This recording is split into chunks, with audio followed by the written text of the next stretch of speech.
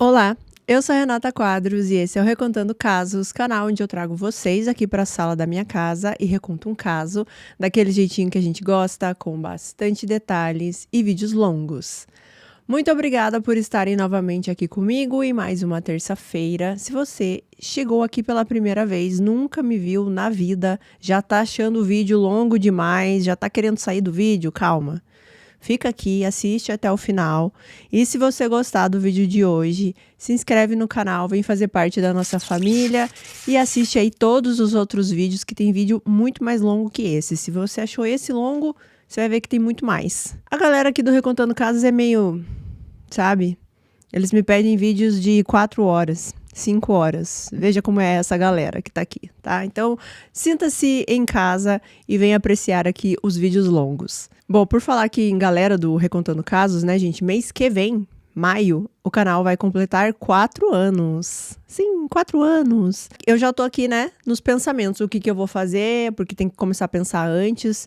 Eu ainda não sei se eu jogo um monte de vídeo pra vocês, mas aí eu não consigo fazer eles tão longos, ou se a gente fica com poucos vídeos, mas com vídeos super longos. Ainda tô pensando, porque existe todo um processo, né, gente? Toda uma coisa que acontece aqui por trás das câmeras comigo, a Renata Quadros, a Renatinha e a Rê.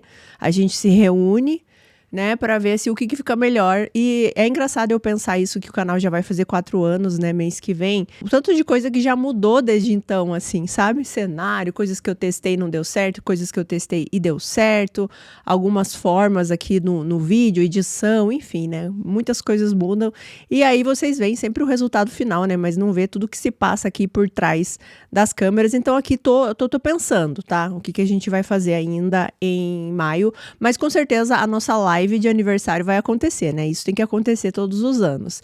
E por falar em aniversário, né? Mês que vem é o do canal, mas este mês tem alguém muito especial fazendo aniversário, que é a Insider. E tudo isso que eu falei aqui do canal também encaixa muito para a Insider, né? Porque eles têm todo esse pensamento também, né? De criar algo que funcione e não algo que seja só bonito para vocês, assim, só o estético. Então existe todo um processo de pensar, de desenvolver uma peça que realmente ajude as pessoas, né? A Insider, ela não cresceu seguindo tendências, e eu acredito que o meu canal também não. Na verdade, eu fui ao contrário, né, porque os vídeos longos, normalmente as pessoas estavam assim fugindo, era tudo vídeo curto, e eu falei, não, eu quero falar bastante no meu canal, então vai ser vídeo longo.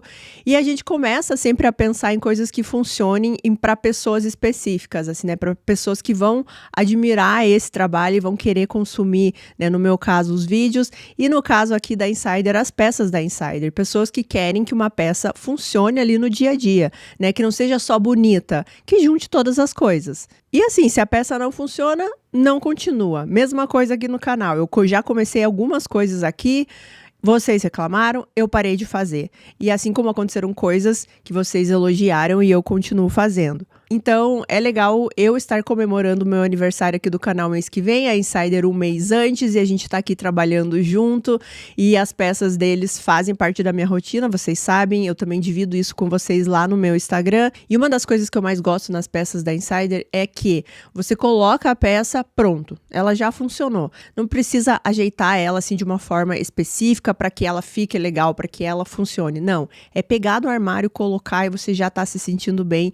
E de novo, é uma peça que funciona, né? E no meu caso, funciona muito nesse sentido, assim, de eu me sentir bem, de eu me sentir confortável, tanto para praticar os meus esportes, que eu tenho feito muito desde dezembro, né? Já comentei isso aqui com vocês, quanto para ficar em casa, que eu amo, né, gente? Eu amo ficar em casa, ficar confortável. E quando eu preciso também, assim, estar mais arrumadinha, mas ao mesmo tempo sem ser uma roupa que vai me incomodar, que vai me deixar, assim, sem confiança. Não, a Insider não tem nada disso. Ela te deixa, assim, com uma confiança extra, porque você tá se sentindo bem, tá confortável. E fora toda a tecnologia que vocês já estão cansados de saber, parabéns aí pra Insider, 9 anos no mercado, sempre sendo referência, né, em roupa inteligente, em roupa tecnológica. E agora, gente, aqui nessa semana aqui de aniversário, vocês comprando na Insider com o meu cupom, né, que vocês já conhecem, Recontando Casos, vocês vão ganhar brindes também, né, dependendo do valor da compra de vocês, pode ser um caderno, uma garrafa garrafinha, uma necessaire. Então aproveita aí para receber também um mimo, né? Porque é aquela frase clichê,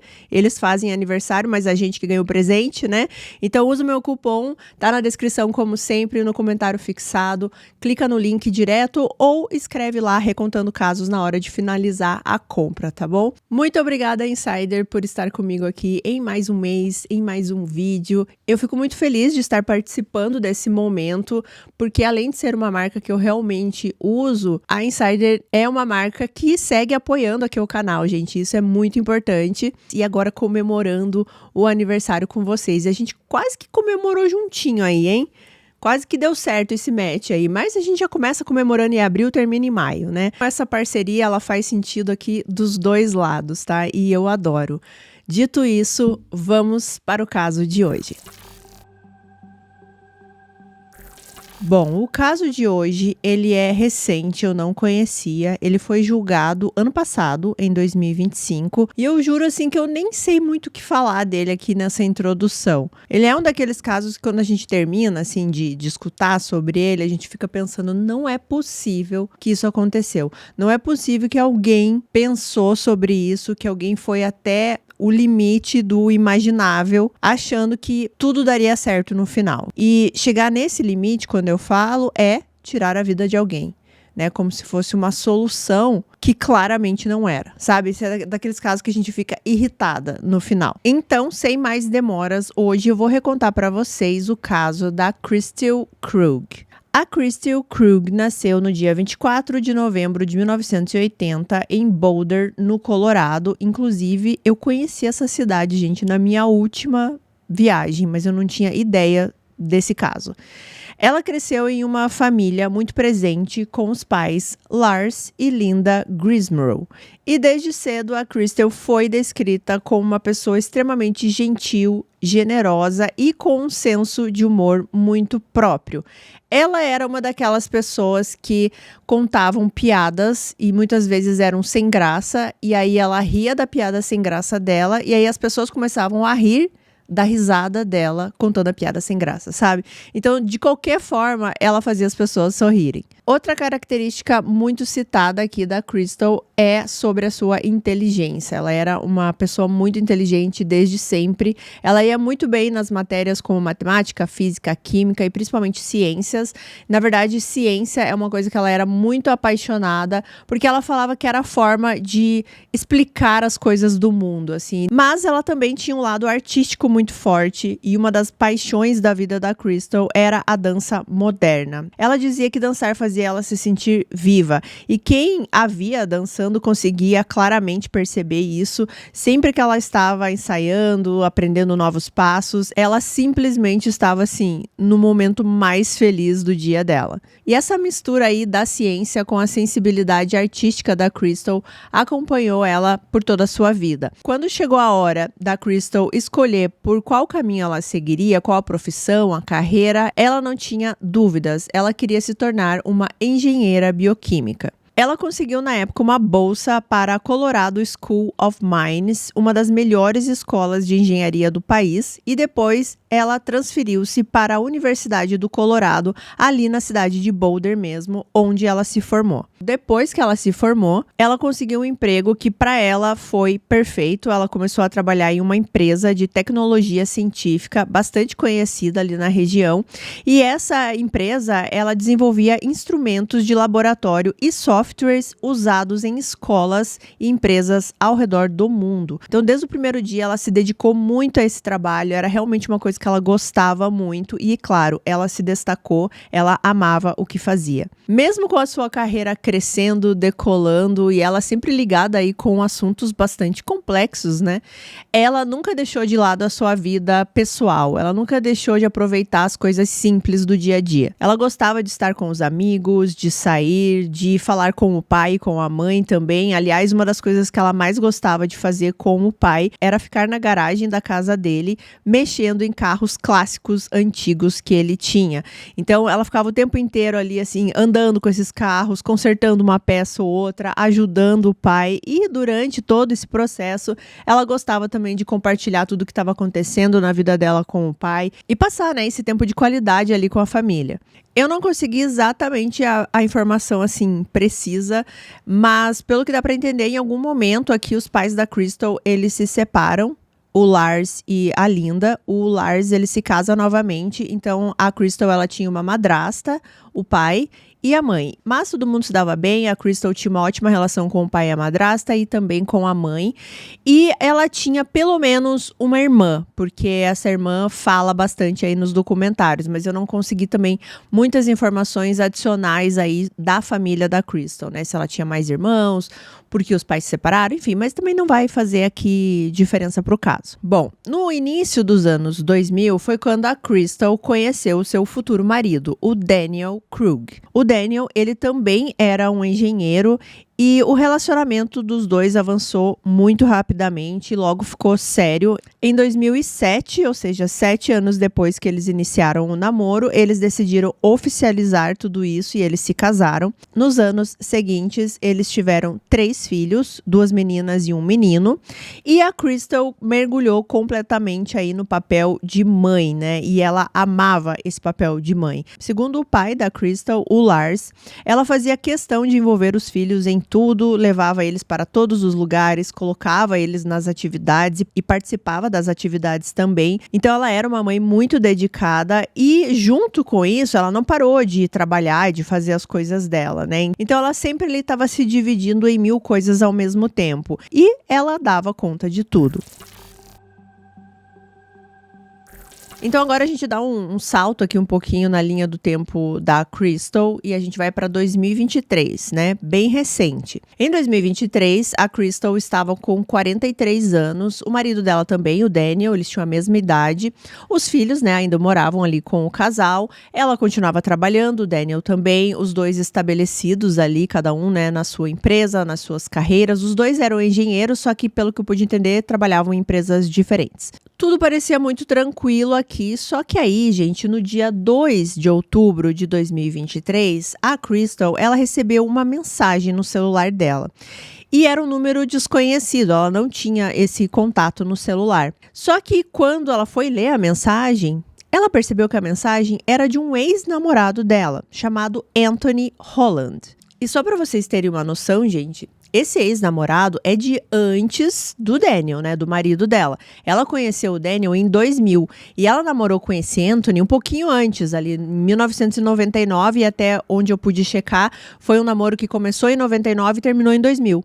E aí logo depois disso ela começou a namorar o Daniel. Ou seja, 20 anos depois, mais de 20 anos depois, né? Esse ex-namorado tá entrando em contato, mandando uma mensagem pra ela. Mas o mais estranho aqui era o conteúdo dessa mensagem. Eu vou ler aqui exatamente o que tinha na mensagem, já traduzindo pra vocês. A mensagem dizia o seguinte: Oi, Crystal. É o Anthony. Espero que esteja tudo bem.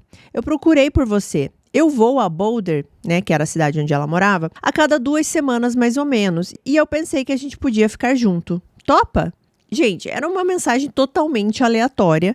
E assim, a expressão que ele usou em inglês, que é hook up, é bem assim, realmente, não é assim sair tomar alguma coisa, o que já seria estranho também, né? Mas assim, hook up seria realmente ficar junto. Ter um encontro, ter um date, entendeu? E às vezes até mais do que só um encontro. Então a Crystal, ela ficou muito chocada com essa mensagem. A Crystal era uma mulher casada, fiel, né, com uma família ali, os filhos. Então não fazia sentido nenhum aquele contato aleatório. E aí a Crystal, ela pensa assim, bom, não vou responder, né, gente? Nem vou perder meu tempo respondendo uma mensagem dela. Ela até se sentiu assim um pouco invadida, né, assim, dele pensar que ela toparia esse encontro. Só que aí, gente, no dia seguinte veio uma nova mensagem. E essa mensagem veio num tom totalmente diferente. Eu vou tentar falar essa mensagem aqui para vocês também, né? Obviamente traduzindo, mas eu não vou falar exatamente todos os palavrões que ele usou nessa mensagem, porque sim, essa mensagem ela veio num tom com muita raiva, com palavras assim muito baixas, ofensas e bastante agressividade. É mais ou menos isso que dizia a mensagem. Você está aí?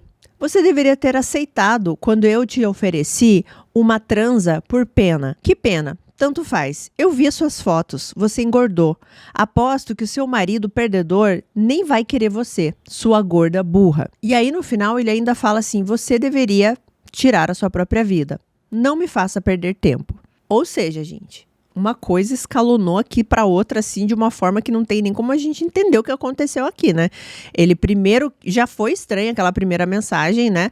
Mas aí agora que ele foi ignorado, ele veio com essa agressividade absurda em cima da Crystal aqui e ela realmente ficou com medo. Vamos dar um contexto aqui melhor de quem era esse ex da Crystal. Bom, vamos lá, eu acabei de falar, né, que era um namoro lá de 1999, não durou muito tempo, pelo que eu pude perceber. Eu nem sei se chegou a durar um ano esse relacionamento. E ele terminou amigavelmente. Ele terminou porque a Crystal, ela estava querendo seguir um caminho da vida dela, profissional ali, ela já estava toda engajada na questão da faculdade, de perseguir, né, essa carreira que ela tanto queria. E esse namorado, o Anthony, ele não estava nessa mesma vibe aqui, sabe? Ele estava querendo fazer outras coisas, enfim. Os interesses não estavam combinando mais e eles terminaram. A Crystal, ela chegou a ter um contato com esse ex durante os anos, mas é aquela coisa assim, de ter um ou outro no Facebook, sabe? E aí, uma hora ou outra lá, ele mandava: oi, tudo bem, como você está? E ela falava: eu tô bem. Daí ele: que bom que você tá bem. Que bom que você tá bem também. E era isso. Mais precisamente, eles tiveram no total aí, mais ou menos uns 4 ou 5 contatos dessa maneira. Até 2016. Em 2016, a Crystal estava lá no Facebook e, do nada também, esse ex-namorado, Anthony, ele começou a mandar umas mensagens para ela falando que ele ainda a amava, que eles tinham que ficar juntos, que ele não tinha superado ela, enfim. Falou várias coisas nesse sentido, só que não foram mensagens assim muito agressivas. Óbvio que foram mensagens assim inconvenientes, né? Mas não foram nesse nível que ela tá recebendo agora. Nessa época aqui, em 2016, a Crystal falou pra ele assim: não, eu sou uma mulher casada, eu tenho filhos, eu tô vivendo a minha vida, você deveria viver a sua vida, eu desejo o melhor pra você. E aí, depois dessa interação de 2016, o próprio Anthony bloqueou a Crystal. Eles nunca mais se falaram. E aí, depois da pandemia, em 2020... a Crystal chegou até a apagar o Facebook, então ela nem tinha mais redes sociais, nem tinha mais como ela ter o contato com esse ex ou ele ter o contato com ela. Então agora era muito estranho isso, né? E mais estranho ainda, de novo, essa agressividade do nada. A Crystal, ela tentou assim pensar que talvez durante esses anos aí que eles não tiveram contato, esse ex, sei lá, se tornou agressivo, alguma coisa aconteceu na vida dele, que mudou o comportamento dele, por isso que ele estava agindo dessa forma. Mas, novamente, ela decide não se envolver. Ela fala: eu não vou responder, eu vou simplesmente ignorar. Aí passam alguns dias, porque essas mensagens começaram ali no início de outubro, né? Passam-se alguns dias, a gente já tá aqui mais ou menos no final de outubro, ela recebe uma nova mensagem. Só que agora não era só um texto, tinha uma foto. E essa foto, gente, era do marido da Crystal. Era uma foto assim dele saindo do trabalho dele, entrando no carro, sabe? A posição da foto era exatamente ele entrando no carro. E aí, junto com a foto, depois veio um texto. E a mensagem, de novo, ela era bem explícita. Ela falava coisas bem grosseiras aqui. Mas para resumir para vocês, ele meio que fala assim: esse é seu marido? Ele dirige como uma velha lenta. Aí ele fala alguma coisa assim: não acredito que você faz tal coisa com ele e não quer fazer comigo. E aí no final da mensagem ele fala assim: olha, melhor ele ter cuidado. Não quero que alguma coisa aconteça com o carro dele. Tá? Para resumir aqui para vocês. E aí, aquelas mensagens que de início eram estranhas, né? Perturbadoramente estranhas, agora elas se tornaram uma ameaça. Porque tem um detalhe aqui. O Daniel, ele não trabalhava na cidade de Boulder, ali onde eles moravam, né? Ele trabalhava numa cidade ali cerca de 40 minutos mais ou menos de distância. Então essa mensagem queria muito dizer assim: olha, eu sei onde vocês moram, eu sei aonde o seu marido trabalha, eu estou vigiando vocês. Então, no dia 31 de outubro, aqui quase um mês, né, daquela primeira mensagem que ela recebeu, ela resolve ir até a polícia. Quando ela chega na delegacia, ela é atendida pelo detetive Andrew Martinez. E eu vou sempre me referir como detetive Martinez, e ele é bem importante aqui pro caso. E assim, eu falei pra vocês que a Crystal, ela sempre foi muito inteligente, muito organizada. E é dessa forma que ela vai falar com o detetive. Porque ela chegou ali pro detetive com praticamente todo o caso já ali documentado numa pasta com folhas e tabelas. Então ela chegou pro detetive já com as mensagens, os horários que as mensagens chegaram, os números, porque aparentemente era mais de um número que ela estava recebendo essas mensagens, a localização, né, de onde a foto foi tirada lá do marido, exatamente onde o marido trabalhava. Ela até anotava, assim, exatamente o que ela sentiu no momento ali que ela leu aquela mensagem. Ela também descreveu ali tudo certinho, as vezes que ela teve esse contato com o ex-namorado anteriormente ali no Facebook, que eu comentei com vocês, né? Então ela tinha tudo ali, as mensagens, tudo ela levou para esse detetive ali, pronto. E durante toda essa conversa, que foi totalmente gravada, tá, gente? Então vocês podem ver trechos dessa conversa também aí pelo YouTube. Ela vai explicando tudo com muita clareza pro detetive, assim. Eu falei pra vocês, ela sempre foi essa pessoa muito inteligente e ela agiu, assim, de uma forma muito racional nesse momento, apesar de ela estar com medo, né, com tudo isso que estava acontecendo. E aí, quando ela começou a montar basicamente esse dossiê aqui pra levar pro detetive, ela percebeu que talvez tudo isso tenha começado um pouco antes da primeira mensagem que ela recebeu. Por quê? Porque no dia 23 de setembro, lembrando que a primeira mensagem foi dia 2 de outubro, né? Então, no dia 23 de setembro, um pouquinho antes, o Daniel, né, o marido da Crystal, estava chegando em casa e ele percebeu que a garagem estava aberta. E aquilo era estranho, porque ele sempre deixava a garagem fechada, né, e trancada. E aí, quando ele se aproximou da casa, ele viu um homem, quer dizer, ele falou que ele achava que parecia um homem saindo correndo da garagem e foi, assim, para a parte de trás da casa. E aí, quando o Daniel viu esse vulto dessa pessoa saindo, a primeira coisa que ele pensou nesse momento foi ver se os filhos estavam bem dentro da casa. Eles estavam bem, nada tinha acontecido com eles. E aí, depois disso, ele começou a tentar entender o que essa pessoa veio fazer na casa, o que estava acontecendo.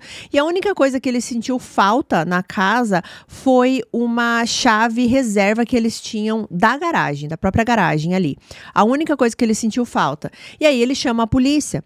Ele chamou a polícia vai até a casa, né? Isso lá no dia 23 de setembro, um pouquinho antes das mensagens. A polícia vai até a casa para ver se encontrava alguma coisa, se encontrava essa pessoa que fugiu, e eles não encontraram nada. Então, quando a Crystal tá contando isso agora pro detetive, ela começa a achar que esse intruso que tentou ali, né, fazer alguma coisa na casa, já pudesse ser esse ex, né? Já tinha alguma coisa relacionada aí com essas mensagens que começaram ali dias depois. Outra coisa que a Crystal fez, gente, ela começou meio que fazer uma investigação por conta própria, né? Antes de ir até a delegacia.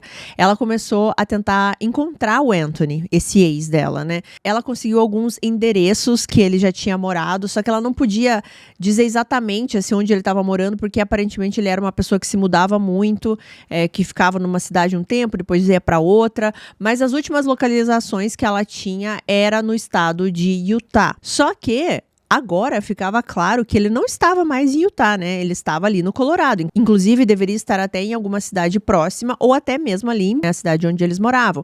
Por quê? Porque ele tirou a foto do Daniel, porque ele falou, inclusive, na primeira mensagem, que ele volta e meia estava ali por Boulder, por isso que ele queria se encontrar com ela.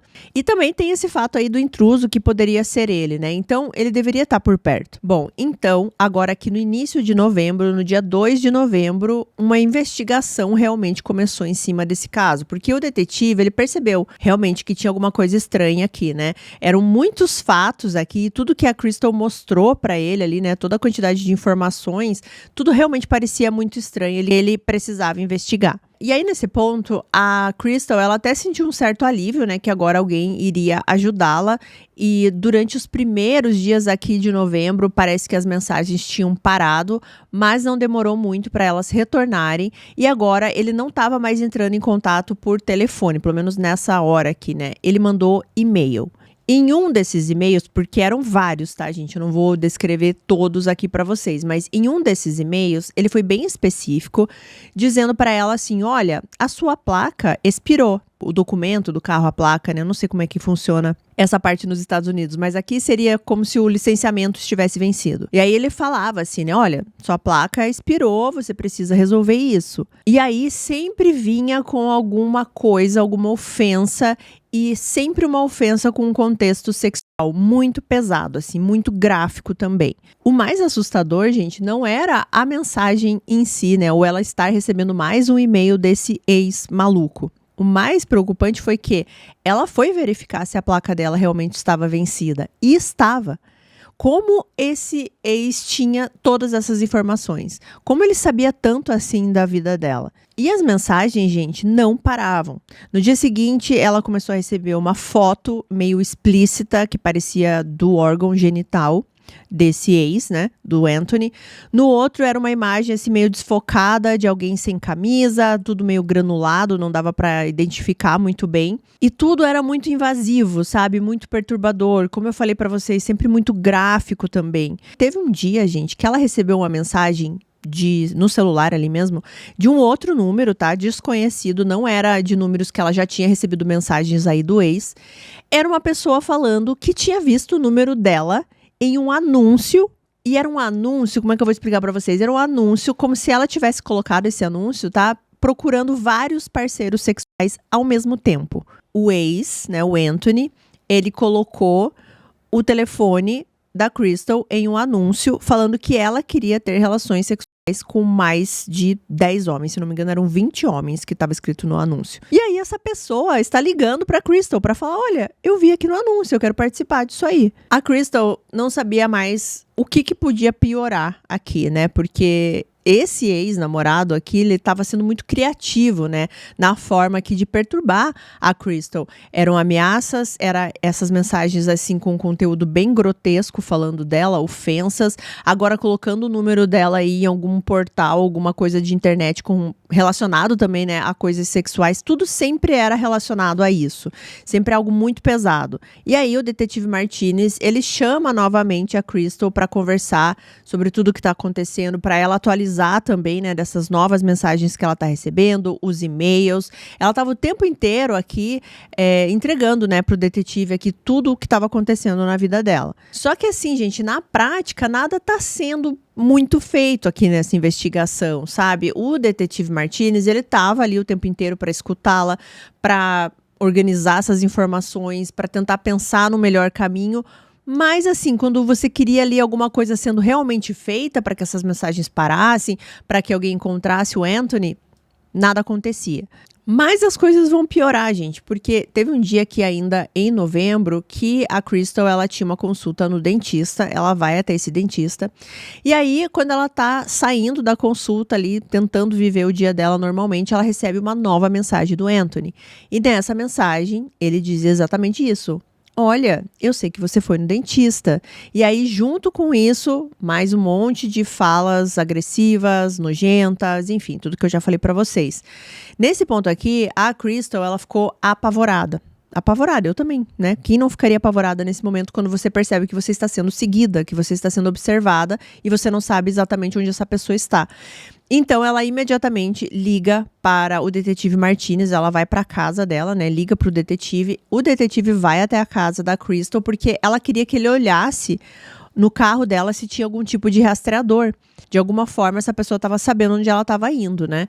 E eles não encontraram nada no carro da Crystal. Nada, nem no carro, nem na casa ali, nada que desse a entender, assim, que tinha alguém que colocou algum dispositivo ali, né, que soubesse quando a Crystal saía de casa ou voltava, ou muito menos por onde o carro dela estava andando. Enquanto isso, o detetive Martinez, ele consegue avançar aqui um pouquinho na investigação, porque ele descobriu que os números usados para enviar as mensagens ali para Crystal não eram números de telefone comum, assim, celular comum de conta. Eram números gerados por um aplicativo chamado Text Now.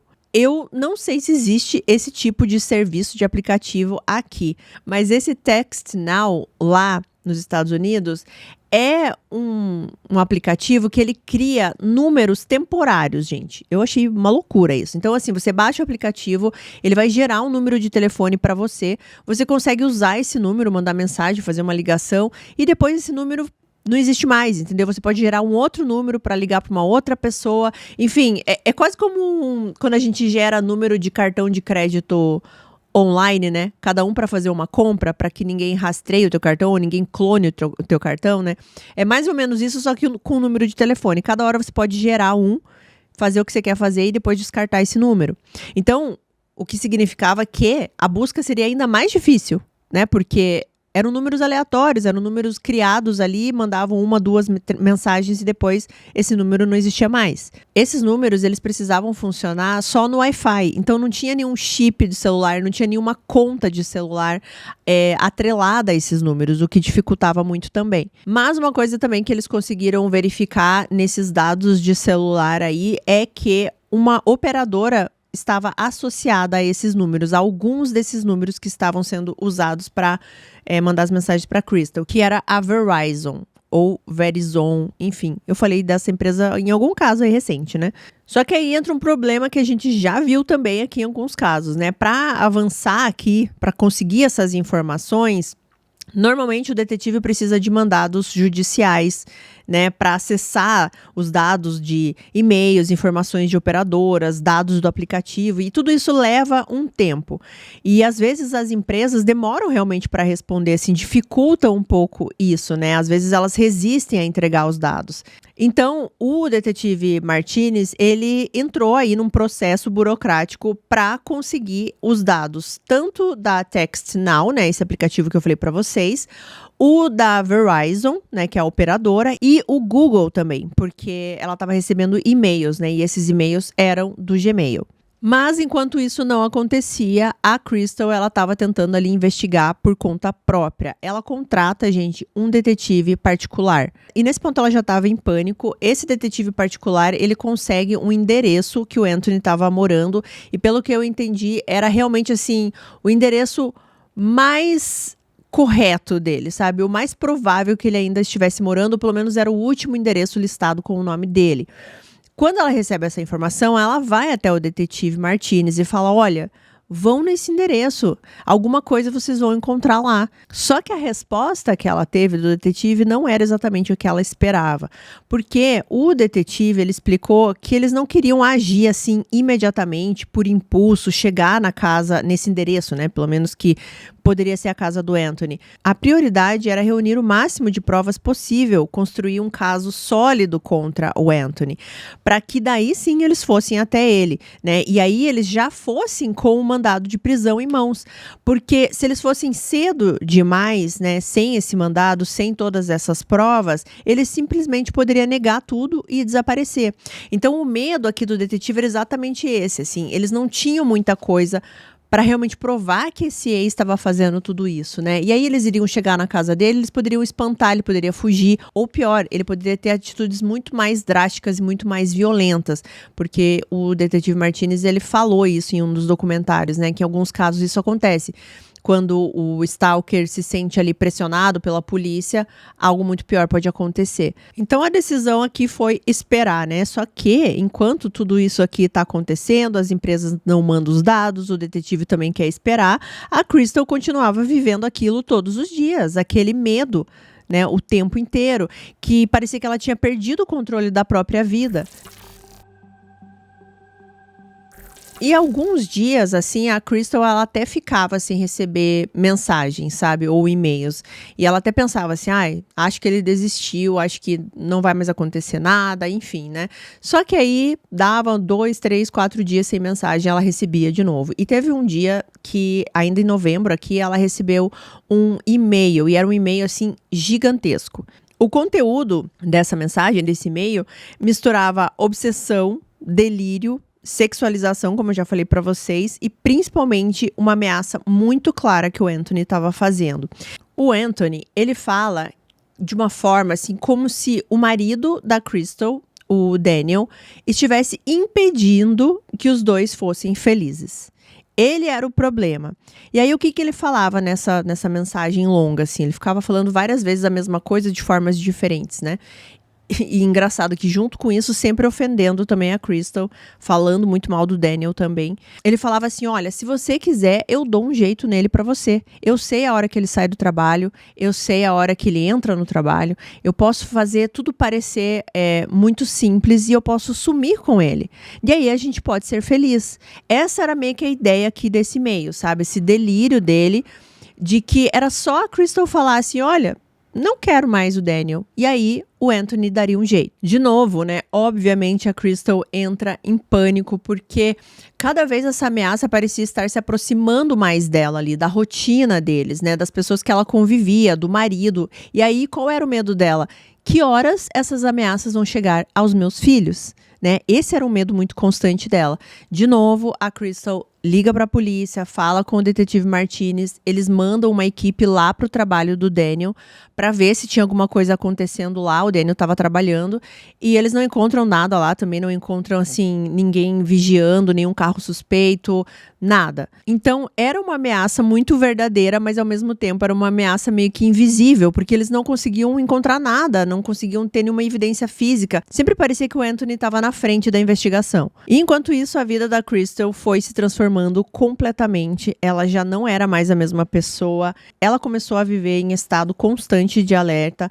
Cada vibração ali no celular virava um gatilho para ela. Cada notificação podia ser mais uma mensagem. Ela passou a ter medo de sair de casa, medo de estar sendo observado o tempo todo. E como eu falei, o medo dela não era só por ela, mas sim pelos filhos também. Na época aqui, gente, os filhos tinham 8, 11 e 14 anos. Eles já eram grandes o suficiente também para perceber que alguma coisa estava errada com a mãe aqui, né? Que ela já não era a mesma pessoa. E foi nesse ponto aqui que a Crystal, ela tomou uma decisão bastante difícil, que foi contar para os filhos o que estava acontecendo, que tinha alguém perseguindo ela, ameaçando, e ela faz isso para alertar os filhos, assim, olha, se alguém estranho começar a conversar com vocês, não fala, não responde, para eles ficarem em alerta, né, assim, de sair da escola quando eles fossem fazer alguma coisa, sempre ficar prestando atenção se não tinha alguém observando e tudo mais. E ela fala isso para os filhos com muita dor no coração, porque ela tá assustando os filhos de uma certa forma, mas um deles, se eu não me engano, foi até o mais velho, ele falou assim que ele ficou até grato pela mãe ter contado isso para eles, porque agora eles sabiam o que estava acontecendo, né? Eles sabiam o que estava acontecendo com a mãe, ela foi muito verdadeira com eles. E a rotina ali da casa, né, também começou a mudar muito, porque ela e o Daniel, eles começaram então a instalar várias câmeras de segurança por todos os cantos possíveis da casa. Eles trocaram fechaduras, eles criaram planos de emergência com as crianças também, assim, palavras, código, né, instruções sobre o que fazer se algum estranho se aproximasse, se alguém aparecer na escola dizendo que foi buscá-lo, sabe? Tudo isso foi conversado ali em família. E outra coisa que começou a acontecer foi a Crystal andar armada. Ela não tinha esse costume, aparentemente ela tinha tido um contato com armas quando ela era mais nova, mas aí ela teve que retornar, ela teve que voltar a fazer prática de tiro, ela começou a ir em stand de tiro e começou a andar com uma arma dentro da bolsa dela o tempo todo, porque ela realmente estava com muito medo e ela queria ter pelo menos as chances de se defender se algo acontecesse. Só que assim, gente, o estado dela era muito, muito triste, assim, porque teve uma das vezes que ela vai nesse stand de tiro, e agora eu não consigo lembrar, gente, se foi a mãe ou a irmã que conta, mas enfim, uma das duas estava junto com a Crystal nesse dia, e aí quando ela chegou, assim, no estacionamento do stand de tiro, ela simplesmente parou e desabou a chorar, porque ela começou a perceber a situação que ela estava, assim, nossa, eu tô vindo aqui nesse stand para praticar, porque tem alguém querendo fazer mal para mim, pro meu marido, né, e quem sabe para os meus filhos também. Ela não queria estar nessa situação aterrorizante. Ela passa a ficar mais tempo com os pais, então ela ia sempre na casa do pai com a madrasta ou na casa da mãe, e era nesses momentos que ela tentava encontrar algum tipo de conforto, mas mesmo assim, né, os pais também percebiam que ela não era mais a mesma. Segundo eles, era visível que ela estava em pânico, ela chorava muito, ela desabava, e ela ficava se perguntando quando que ela iria conseguir viver como ela vivia antes, né? Ou quanto tempo ela ainda ia ter que aguentar essa situação. O marido da Crystal, o Daniel, ele também foi ouvido pelo detetive Martinez, né? Pra saber a versão dele ali de como tudo estava acontecendo, sobre essas ameaças, se de repente ele tinha tido algum contato com esse ex, né, anteriormente, enfim. Pegar informações. E o Daniel, ele também estava, assim, muito assustado, assim, ele estava em pânico, ele até conta pro detetive que teve um dia que ele estava no supermercado e alguém, assim, derrubou alguma coisa no chão, uma lata, e ele ficou tão apavorado, assim, porque ele achou que alguma coisa ia acontecer com ele, que ele simplesmente, assim, desabou, ele teve uma crise de pânico no supermercado, porque tudo aquilo estava afetando muito todo mundo. Ele se demonstrou também bastante emocionado, porque ele falou que ele queria muito proteger a esposa e ele sentia que ele não estava conseguindo. Outra coisa que aconteceu também aqui na rotina, nessa nova rotina da Crystal, foi que ela teve que participar menos das atividades com os filhos. Lembra que eu falei para vocês lá no início, né, que ela adorava fazer isso, ela sempre estava presente em tudo que os filhos faziam.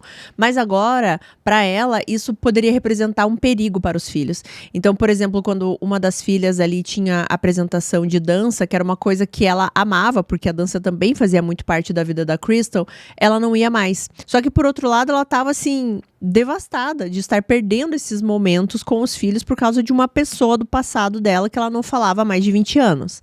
E enquanto isso, as mensagens continuavam chegando, algumas mais explícitas, outras nem tanto, mas elas eram constantes, gente, assim, sempre presentes, elas nunca deixaram de chegar. E nisso, o tempo foi passando. Só para recapitular, a primeira mensagem foi no início de outubro e agora aqui a gente já está na metade de dezembro. Então passou outubro inteiro, novembro inteiro e agora a gente está em dezembro. E assim, a situação era infernal.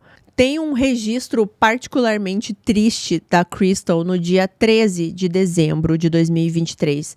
Ela tinha uma câmera no carro, né? Porque eles tinham instalado câmeras em todos os lugares. Então ela tinha uma câmera que ficava virada para ela. Nesse dia 13 de dezembro, ela estava voltando para casa, se eu não me engano, e é possível a gente perceber que ela tá chorando enquanto dirige, assim. E é um choro, gente, assim, doído, sabe? Aquele choro que as lágrimas escorrem e você quase nem tem muita reação, você só tá sentindo aquilo, assim, as lágrimas só ficam escorrendo. Então é muito triste de ver esse momento aqui da Crystal, porque dá pra entender o quanto ela tava sofrendo com essa situação. E essa imagem se torna ainda mais triste depois de vocês entenderem o que vai acontecer no dia seguinte, no dia 14. Então, chegamos no dia 14 de dezembro de 2023. Esse dia começou como qualquer outro dia ali na casa da família. Eles tinham uma rotina bem estabelecida ali desde sempre, tudo funcionava certinho e nesse dia foi a mesma coisa. Por volta das 6h45 da manhã, o Daniel, ele sai de casa com o filho mais velho. Eles tinham o costume de levar os filhos até um ponto de ônibus, então ele leva esse filho mais velho até o ponto de ônibus, ele retorna para casa.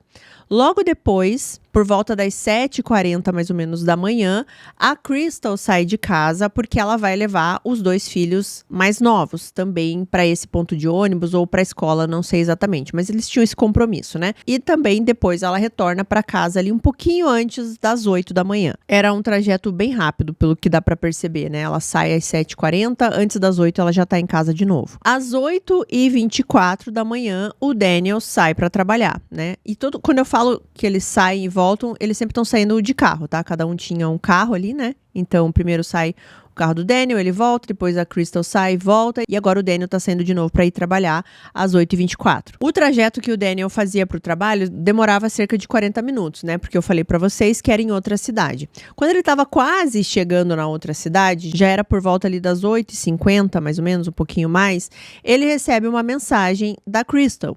Nessa mensagem, a Crystal pedia para o marido buscar os filhos na escola depois, porque ela não ia poder. E ele fala assim, tudo bem, não, beleza, eu posso ir buscar. E ele até escreve na mensagem também que ele se lembrou que ele deixou um frango fora da geladeira, alguma coisa assim. E aí ele pediu para ela guardar novamente. Só que aí o que aconteceu? Depois, aí, na próxima hora, o Daniel, ele manda mais algumas mensagens para a esposa. Ele perguntou qual era o horário exato que ele tinha que buscar os filhos e tal, e a Crystal não responde mais. Ele tenta novamente, nas próximas 3 horas aqui, entrar em contato com a esposa através ali das mensagens, e ela não responde. É claro que nesse ponto aqui, o Daniel ficou muito preocupado, porque eles estavam vivendo toda essa situação, né? E não era comum a Crystal não respondê-lo, ainda mais com toda essa situação, né? Todo mundo estava em alerta. E aí foi quando, por volta ali do meio-dia, aqui do dia 14, o Daniel, ele resolve então ligar para a polícia. E aí ele liga, ele estava até bem calmo assim na ligação, ele já se identifica falando quem ele é e já fala do caso. Todo mundo ali na delegacia da cidade sabia do caso, então não foi preciso muitas explicações nesse momento. Todo mundo sabia quem era o Daniel, quem era a Crystal e o que estava acontecendo. Ele explicou que nas últimas 3 horas ele estava tentando entrar em contato com a esposa e não tinha resposta e que aquilo não era normal. E aí ele pediu 2 coisas, se era possível ali, né, que eles fizessem 2 coisas. Primeiro, verificar se a Crystal não estava em uma reunião com o detetive Martinez, porque ele falou que a Crystal tinha dito para ele que era isso que acontecia naquele dia. E era exatamente por isso que ela não ia poder buscar os filhos na escola, né? Então ela disse que ia ter essa reunião com o detetive e tudo mais. E ele estava questionando, olha, se você puder ver para mim se a Crystal está aí, de repente ela não está ouvindo o celular ou sei lá, a reunião está muito intensa ali, ela não está conseguindo me responder, mas só para eu ficar mais tranquilo. E, se possível, né, caso ela não esteja aí ou caso a reunião já tenha acabado, se possível, para que vocês verifiquem na casa se tá tudo bem, né, fazer uma verificação de bem-estar. Imediatamente, a policial aqui, a pessoa que atendeu, já achou estranho isso. Por quê? Porque o detetive Martinez não estava com ninguém em uma reunião. E a Crystal não tinha aparecido na delegacia. Então era estranho. E outra coisa, ela confirmou com o detetive, né, obviamente, porque ela foi falar com ele, se tinha realmente uma reunião para aquele dia. E o detetive Martinez falou que não tinha nenhuma reunião agendada para aquele dia com a Crystal. Quando essa informação chegou, acenderam os alertas aqui, né? E imediatamente o detetive Martinez mandou um oficial, né, um policial para casa, para ver se estava tudo bem com a Crystal em casa. E outro detalhe aqui, gente, é que logo depois que o Daniel liga para a polícia, ele também liga para a mãe da Crystal, a Linda, avisando tudo isso, né, que ele não estava conseguindo entrar em contato. E ele liga para a mãe da Crystal porque ela morava muito perto ali da casa. Então facilitaria, por exemplo, para ela ir até a casa ver se aconteceu alguma coisa. Então vamos lá, o policial chega na casa da Crystal, ele olha ali por fora, nada fora do comum, tudo estava trancado, ele olha a janela ali da garagem, só que essas janelas da garagem, elas estavam trancadas e não dava para ver nada por dentro, assim. E as outras janelas também não, ele não conseguia olhar dentro da casa. Só que aí ele reparou que nos portões ali, né, realmente da garagem, existiam aquelas janelinhas menores, assim, na parte de cima do portão. Então ele falou, bom, vou tentar olhar por ali, né, para ver se alguma coisa aconteceu. Ele não conseguia alcançar essas janelas, que eram muito altas. Então ele pega a viatura mesmo, assim, coloca bem pertinho do portão da garagem, para que ele pudesse subir ali basicamente na parte da grade ali do carro, né? E se apoiar para olhar por dentro da garagem. Ele faz isso e foi quando ele olhou pela janelinha ali do portão e avistou a Crystal deitada na garagem. Só que não era só isso, né? Logo de cara ele viu muito sangue ao redor da Crystal, ele percebeu também que ela estava numa posição que parecia que ela tinha caído, então imediatamente ele chama reforços e ele arromba a porta e entra na casa. Todas essas imagens, gente, existem, sabe? Tudo nesse caso, assim, foi muito documentado pelas câmeras corporais, né, da polícia. Então tem todo esse momento, assim, foi bem, assim, cena de filme esse policial, sabe? A hora que ele olha, vê a Crystal lá dentro, ele imediatamente já começa a chamar reforços, ele arromba a porta com um chute, entra na casa já armado e, né, dando voz, assim, para se alguém tivesse na casa para se apresentar e tudo mais. E aí ele chega então até a garagem. Não tinha realmente ninguém na casa, a não ser a Crystal lá. E, infelizmente, ela estava sem vida. Mesmo assim, ele percebeu que o corpo da Crystal estava quente ainda, não estava totalmente frio.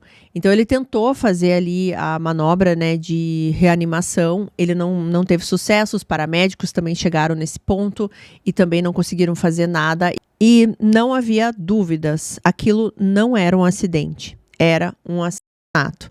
Ela tinha um ferimento de faca faca do lado esquerdo do peito, assim, bem ali no coração, e ferimentos muito graves na cabeça, na região da têmpora, como se alguém tivesse batido muito forte na cabeça dela. E a Crystal foi declarada morta às 12h43 do dia 14 de dezembro de 2023. Por isso que eu falei pra vocês que aquela imagem dela chorando no carro um dia antes era bem marcante. Me dá a impressão, assim, que ela tava sentindo muito alguma coisa naquele dia, assim, sabe? Que talvez ela não conseguiria sair dessa situação. Bom, algo também muito triste que aconteceu foi que, lembra que eu falei, né, que o Daniel também tinha ligado para a mãe da Crystal. E a mãe da Crystal, ela chegou ali na casa minutos depois que o policial tinha conseguido entrar na casa. Eles estavam abrindo o portão da garagem e é o momento que ela olha assim para dentro da garagem e eu acredito que ela viu a filha naquele estado, sem vida, caída lá. Então foi muito triste, eu vi essa cena também, tem gravado por causa das câmeras corporais da polícia, né? A reação da mãe, assim, foi tão reação, assim, sabe, de uma mãezinha, assim, sabe? Eu olhei pra ela, assim, imaginei várias mães. E aí, obviamente, ela foi afastada pelos policiais, falaram que ela não podia entrar, né? E aí ela fica sem reação, assim, ela tava tão assustada nesse momento, e daí ela só fica perguntando, me diz que ela tá bem, me diz que ela tá bem. Só que aí, nesse ponto, começa a chegar mais pessoas, né? O pai da Crystal tinha sido avisado também pela própria Linda, né? Que ninguém conseguia entrar em contato com a Crystal e tudo mais. E aí o Lars também chega ali, e quando o Lars chega, o pai da Crystal, a mãe, a Linda, ela só fala pra ele assim, ela se foi. E pouco tempo depois aqui que a Linda chega, o Lars também, quem chega ali na cena foi o Daniel. Assim que o Daniel liga para a polícia, né, para pedir essa verificação de bem-estar, a atendente fala para ele assim, bom, então volta você para cá também. E ele fala assim, olha, vai demorar um pouco porque eu trabalho em outra cidade, mas eu estou indo para minha casa. E é exatamente nesse momento que ele chega ali, quando já tá todo mundo ao redor, já tinha fita de isolamento, ele chega muito abalado, ele chega gritando, ele começa a falar que ele não conseguiu proteger a esposa, imediatamente ele começa a trazer a história do Stalker, né? Ele começa a falar, ele conseguiu o que queria, ele não conseguia respirar direito, ele ficou completamente desorientado, ele precisou ser colocado no chão, assim, pra sentar no chão, porque ele não tava conseguindo ficar de pé. E as pessoas ao redor ali também, né, tentaram segurar o Daniel, abraçar, ele também fica abraçado ali com a Linda, com o Lars, todo mundo fica chorando muito. Bom, agora a polícia precisava agir rápido e eu já adianto para vocês que tudo nesse caso vai realmente ser resolvido rápido a partir de agora. A primeira coisa que eles fizeram foi ir atrás do Anthony, porque a preocupação deles era também com a vida do Daniel, já que as ameaças também eram para cima dele, né? Então, eles precisavam encontrar esse ex. Enquanto uma parte aqui da equipe fazia o básico, que era entrevistar vizinhos, pessoas ali que conheciam a Crystal e também, claro, os familiares, né? Tanto o Lars, a Linda, né? Os pais, a irmã da Crystal, o Daniel, todos eles foram levados para a delegacia para que eles pudessem falar mais sobre tudo isso, sobre o que estava acontecendo na vida da Crystal, enfim, né, colher todas essas informações. Outra parte da investigação estava focada totalmente em encontrar o Anthony. Como eu falei para vocês, eles tinham ali um endereço, né, que foi dado pela própria Crystal.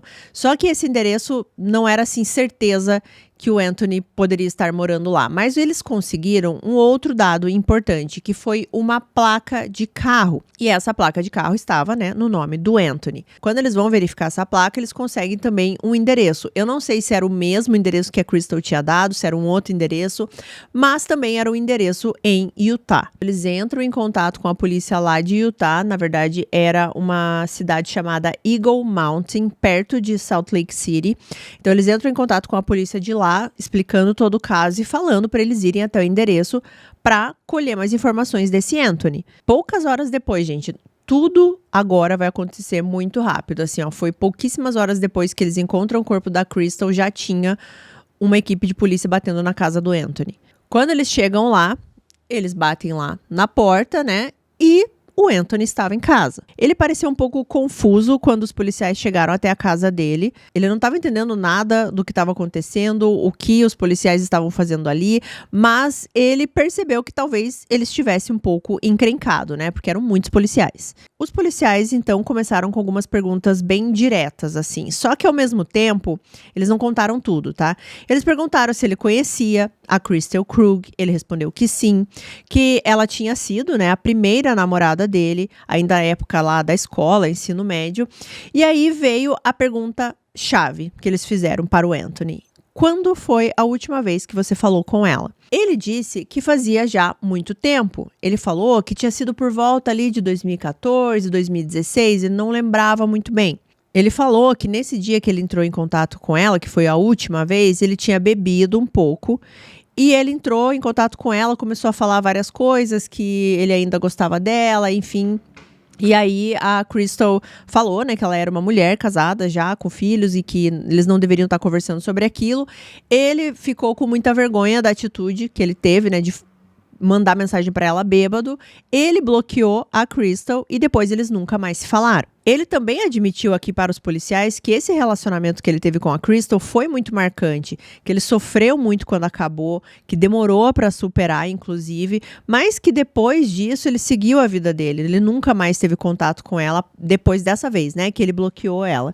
Isso batia também, né, gente, com o que a Crystal contou para o detetive Martinez. Tudo que ela relatou, os contatos anteriores, até esse mesmo contato aqui de 2016, era exatamente aquilo que o Anthony estava contando para a polícia. Os policiais, eles não explicaram para o Anthony, assim, por que eles estavam perguntando da Crystal para ele. Eles não falaram que ela estava sem vida nesse ponto. Eles não queriam dar nenhuma informação para ele. Pelo contrário, eles queriam retirar informações do Anthony. E aí eles começam a perguntar para o Anthony o que ele tinha feito no dia ali, né? Porque lembrando, gente, tudo isso está acontecendo ainda no dia 14, no dia que tudo aconteceu, que a Crystal foi encontrada, eles já estão questionando o Anthony. Eles perguntam, o que você fez hoje? Onde você estava? E o Anthony responde. Ele fala, olha, eu acordei aqui, aí eu fui num shopping, numa loja, alguma coisa assim, e lá eu comprei algumas roupas. Inclusive, ele tinha um recibo dessa compra, era um moletom. E no recibo, gente, constava o horário da compra, 12:16. Ou seja, nesse ponto aqui, nesse horário, muito provavelmente a Crystal já estava sem vida lá na casa dela, né? Porque nesse horário, ela já não estava mais respondendo as mensagens do marido. O marido já tinha ligado, inclusive, para a polícia provavelmente estava a caminho da casa dela quando o Anthony estava comprando esse moletom nesse shopping. Pra gente aqui não é tão óbvio, né? Mas só para vocês entenderem, a distância da cidade do Anthony para a cidade da Crystal é cerca de 8 horas de carro. E foi aí que os policiais começaram a pensar, ué, tem alguma coisa estranha aqui. Primeiro assim, gente, quando eles bateram na porta do Anthony, eles já acharam estranho o Anthony estar na casa. Como ele conseguiu cometer um crime no Colorado? E assim, pouquíssimas horas depois ele já estava na casa dele tranquilamente. E isso piorou, né? Quando eles viram esse recibo da compra dele. Mas, obviamente, os policiais não ficaram só em cima disso aqui. Eles pensaram, por exemplo, que o Anthony poderia ter usado um avião, poderia ter voltado de avião para casa, né? Seria uma viagem mais rápida. Mas eles não encontraram nenhuma viagem no nome do Anthony. Eles não encontraram nenhum sinal, nenhum resquício, nada que ele tivesse pegado algum avião ou para ir para o Colorado ou para voltar. E não parava por aí, porque além do recibo da loja, né, que ele já tinha mostrado que ele estava comprando lá 12:16, o Anthony, ele apresentou vários registros de trabalho, horários, comprovações de tudo, indicando que ele estava em Utah o tempo inteiro. Durante todos esses meses que a Crystal estava sendo ameaçada, que tinha a foto lá do carro, que teve um possível intruso na casa. Todos esses momentos, foi possível comprovar que o Anthony estava em Utah. Eles checaram a placa também, eles checaram dados de GPS do carro e em nenhum momento ele saiu da cidade dele. Durante toda a abordagem, o Anthony, ele cooperou extremamente com a polícia. Ele deixou os policiais verificarem os dispositivos dele, celular, computador, tudo. E quando eles analisaram, eles também não encontraram nada. Nenhum contato recente com a Crystal, nenhuma mensagem, nada que ligasse ele diretamente, né, àquele momento que estava acontecendo lá na vida da Crystal. É claro, né, gente, que isso levantou uma outra possibilidade aqui, né? Se as mensagens que a Crystal estava recebendo não estavam no celular dele, aqui do Anthony, então eles estavam vindo da onde? Será que ele estava usando um outro aparelho, um celular descartável? Porque a polícia já sabia disso, que as mensagens vinham lá de um aplicativo de números temporários, então ele poderia estar usando esses números temporários, poderia estar usando um outro computador, enfim. Por mais que tudo estivesse muito estranho aqui, e a polícia começou a entender que pelo menos o Anthony não estava lá no Colorado fazendo as coisas e também não estava lá no momento do crime, ele poderia estar instruindo alguém para fazer. Alguém poderia estar fazendo tudo a mando dele, inclusive o próprio crime. Então, assim, nesse ponto aqui eles não puderam prender o Anthony, nem nada do tipo, mas eles agora começaram a pensar assim, bom, nada é tão simples quanto a gente estava imaginando. Quando tudo isso aqui está acontecendo, várias outras coisas estão acontecendo no mesmo momento e tudo nesse dia 14 aqui. A família está sendo interrogada na delegacia, a gente já vai falar sobre isso, mas antes vamos entender melhor o que estava acontecendo na casa, né? O que eles encontraram ali analisando a cena do crime. Uma das primeiras coisas que chamou a atenção aqui dos policiais ao analisarem a casa foi que não havia nenhum sinal de arrombamento, de entrada forçada. Pelo contrário, eu falei para vocês que o policial precisou arrombar a porta para entrar. Não tinha outro jeito de entrar, tudo estava trancado. Tem um evento que a gente tem que lembrar, né, que foi daquele intruso que, segundo o Daniel, tinha levado a chave reserva da garagem. Tá, mas o Daniel e a Crystal, eles trocaram todas as fechaduras, né? Então, mesmo que essa pessoa tivesse levado uma chave da garagem, ela não conseguiria mais abrir. Outra coisa, a Crystal, ela foi encontrada num lugar muito específico da garagem, assim, que ficava no pé de uma escadinha. Normalmente, essas garagens de casas americanas, não são todas, obviamente, né? Mas algumas você entra na garagem e aí tem uma escadinha, assim, pequena, assim, às vezes uns 4, 5 degraus para você realmente entrar na casa. Ela estava caindo bem no primeiro degrau dessa escadinha. Como se ela tivesse acabado de sair do carro dela ou ela estava entrando no carro, né? Não tinha como saber exatamente, mas era muito próximo, assim, a entrada da casa e a entrada do carro. A bolsa dela estava ali do lado também. E dentro da bolsa, a arma.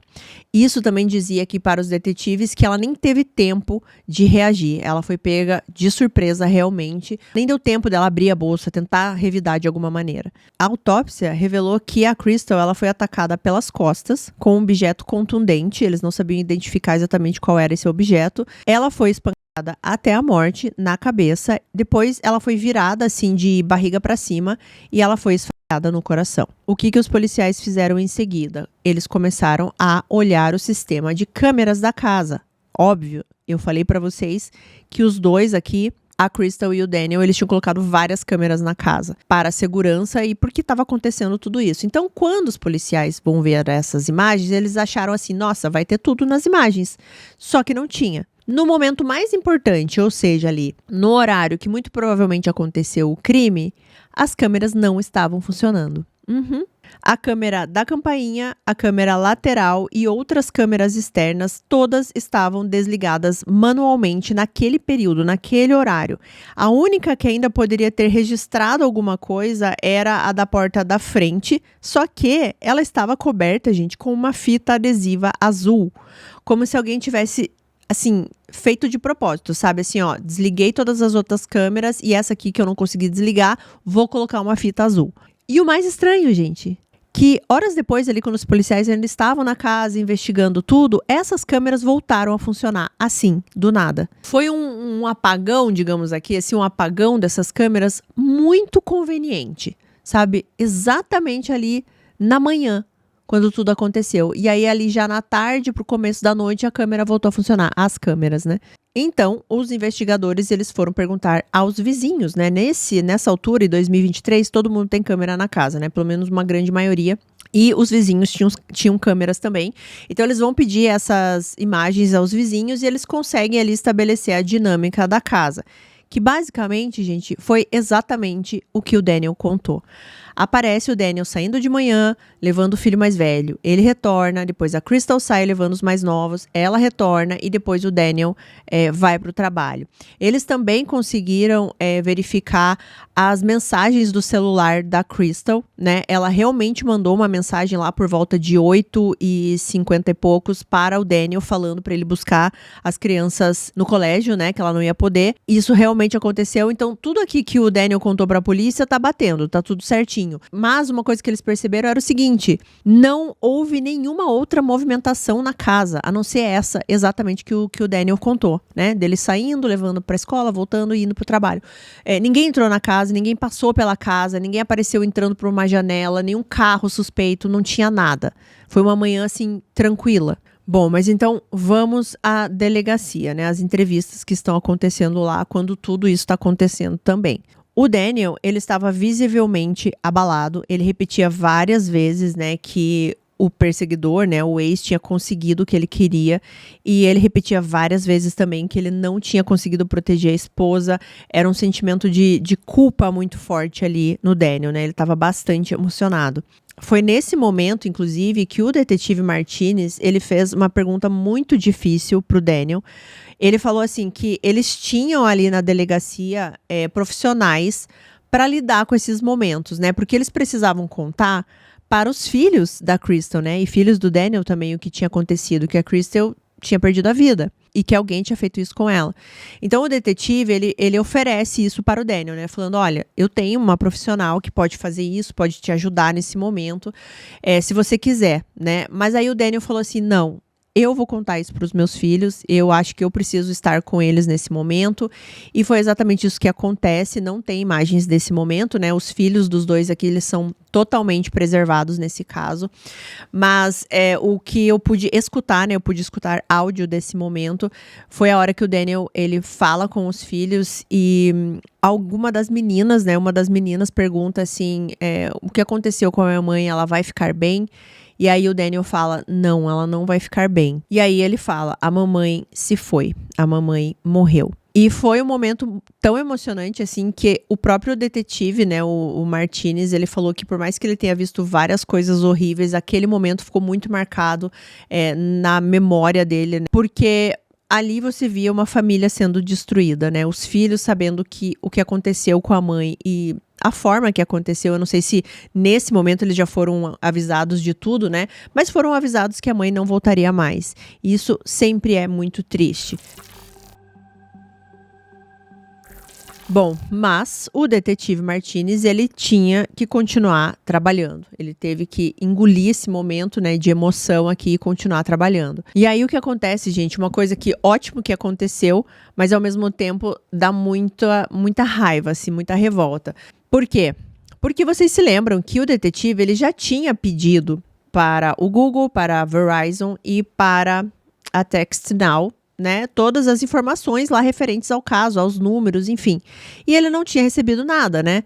Só que agora, gente, quando eles informaram as empresas que agora a Crystal tinha perdido a vida, que agora tinha um assassinato aqui para ser investigado, magicamente as informações apareceram. Vocês podem acreditar num negócio desse, gente? É algo assim difícil, né, assim, realmente, e eu até vi alguém falando num dos documentários que eu assisti, assim, que infelizmente é assim que funciona, que às vezes precisa ter realmente um crime grave aqui, assim, alguém perdendo a vida para as empresas facilitarem todo esse processo, entendeu? Para elas realmente, assim, não, tá, eu vou ajudar, não precisa aqui de ordem judicial nem nada, eu vou ajudar, tá aqui.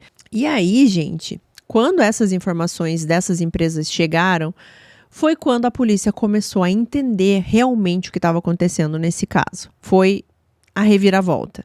Eles descobriram várias coisas, mas a primeira coisa assim que eles conseguiram descobrir é que algumas dessas mensagens estavam vindo de 2 IPs diferentes, tá? E eu imagino que eles estão falando de IP, pode ser tanto os e-mails como também as mensagens lá do TextNow, né? Porque eu falei para vocês que precisava de uma Wi-Fi para funcionar, né?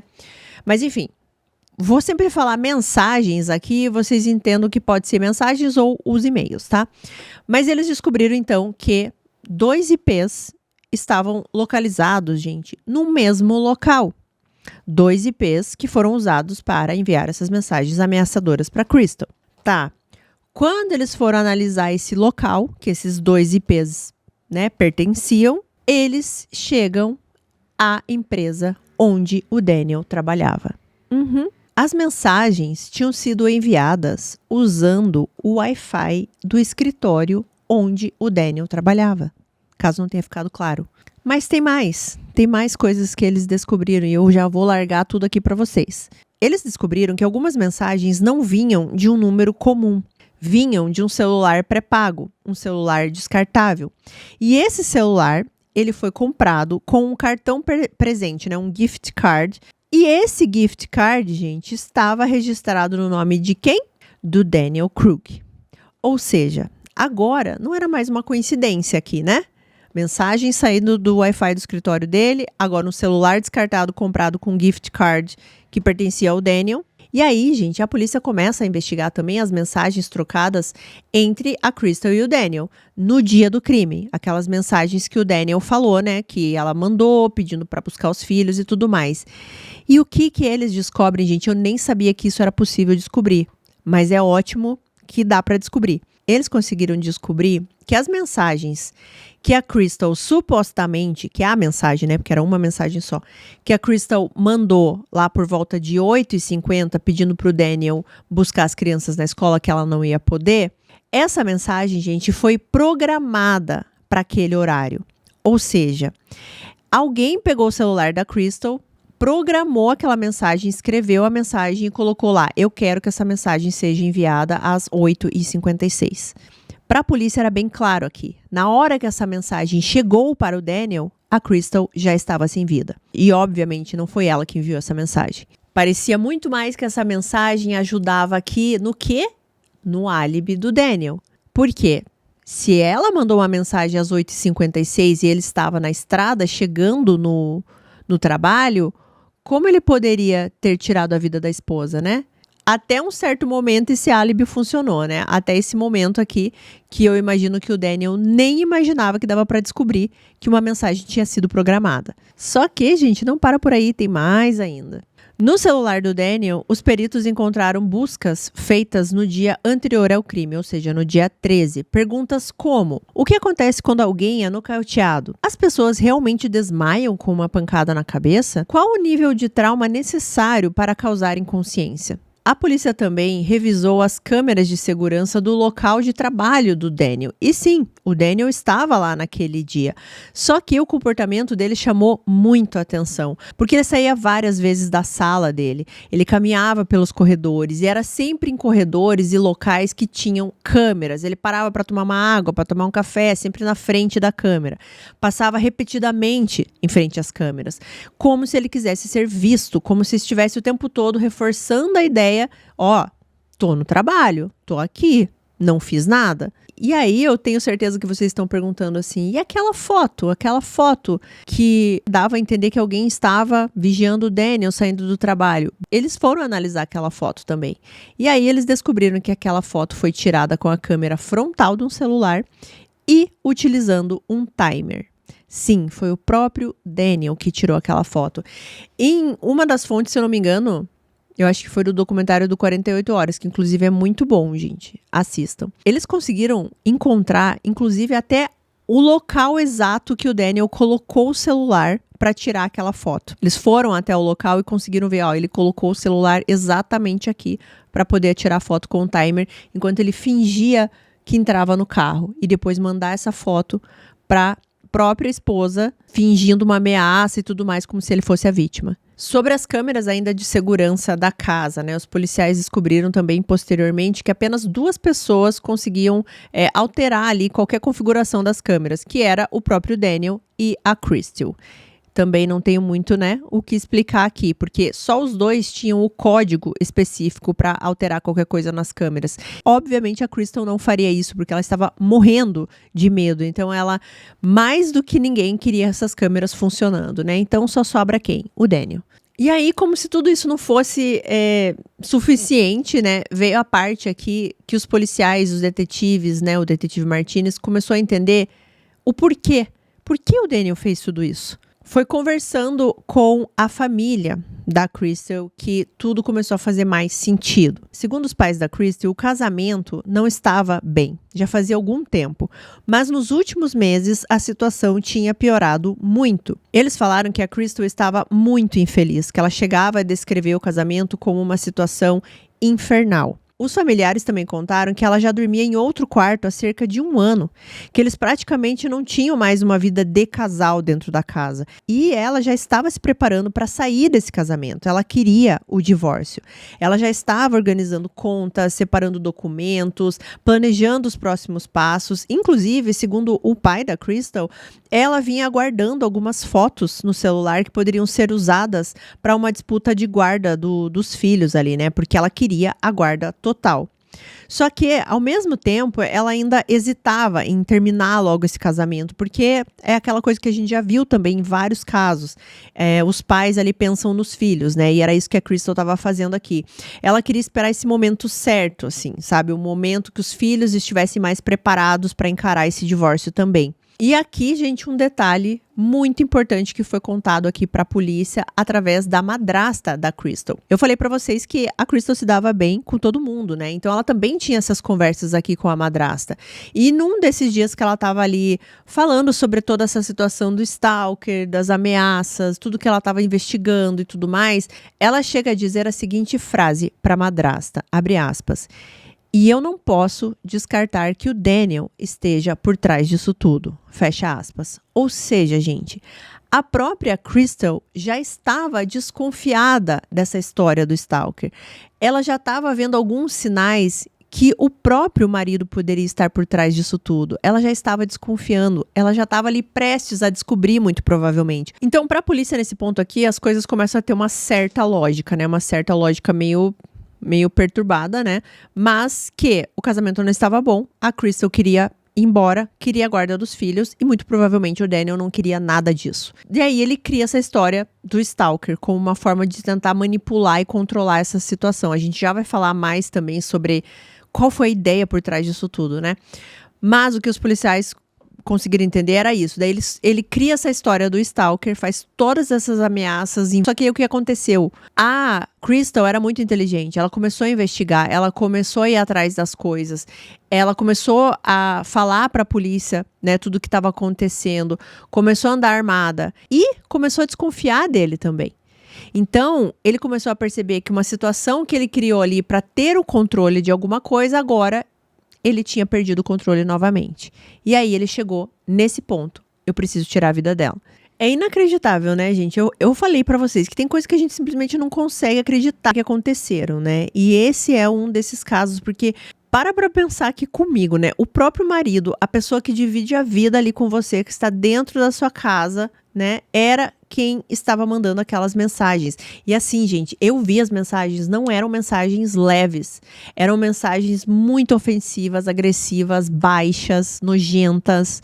E tudo isso foi colocando ali a esposa, né, a Crystal, numa situação de medo constante, de pânico. Ela chorava, ela tinha medo de sair de casa. Aquela imagem dela, gente, chorando dentro do carro, com medo, assim, com uma sensação de que ela não ia conseguir sair daquela situação, e realmente ela não conseguiu sair. E tudo isso quem estava causando era o marido, o pai dos filhos. E outra coisa, tentando jogar a culpa numa outra pessoa, uma pessoa que não tinha nada a ver com isso. Ele se aproveitou de uma situação, muito provavelmente, quando esse ex entrou em contato com a Crystal lá em 2016, ela deve ter contado alguma coisa pro marido, porque a Crystal, ela era muito aberta, ela não iria esconder nada aqui do Daniel, ela deve ter contado.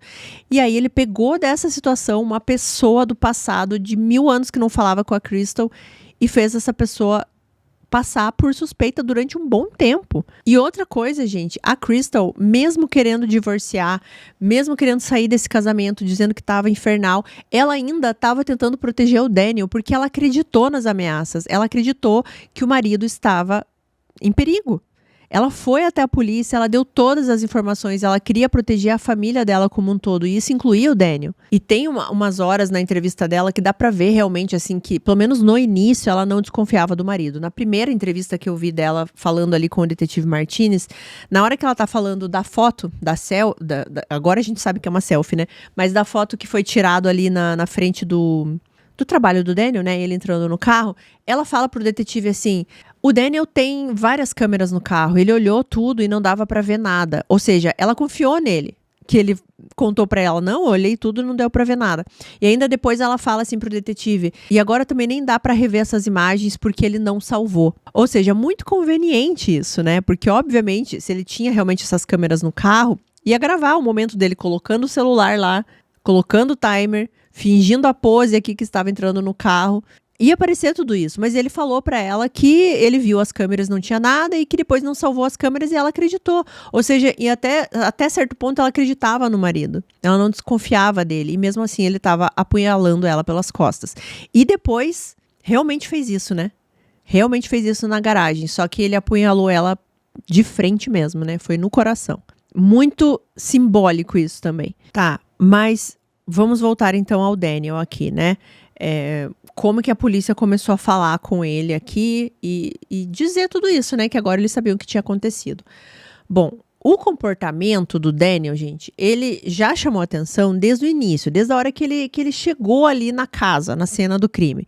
Nesse ponto, quando ele chega na casa, já existia uma profissional ali designada pela polícia para cuidar da família, dos entes queridos, quando recebe uma notícia dessa, né? Essa profissional foi lá justamente para dar essa assistência.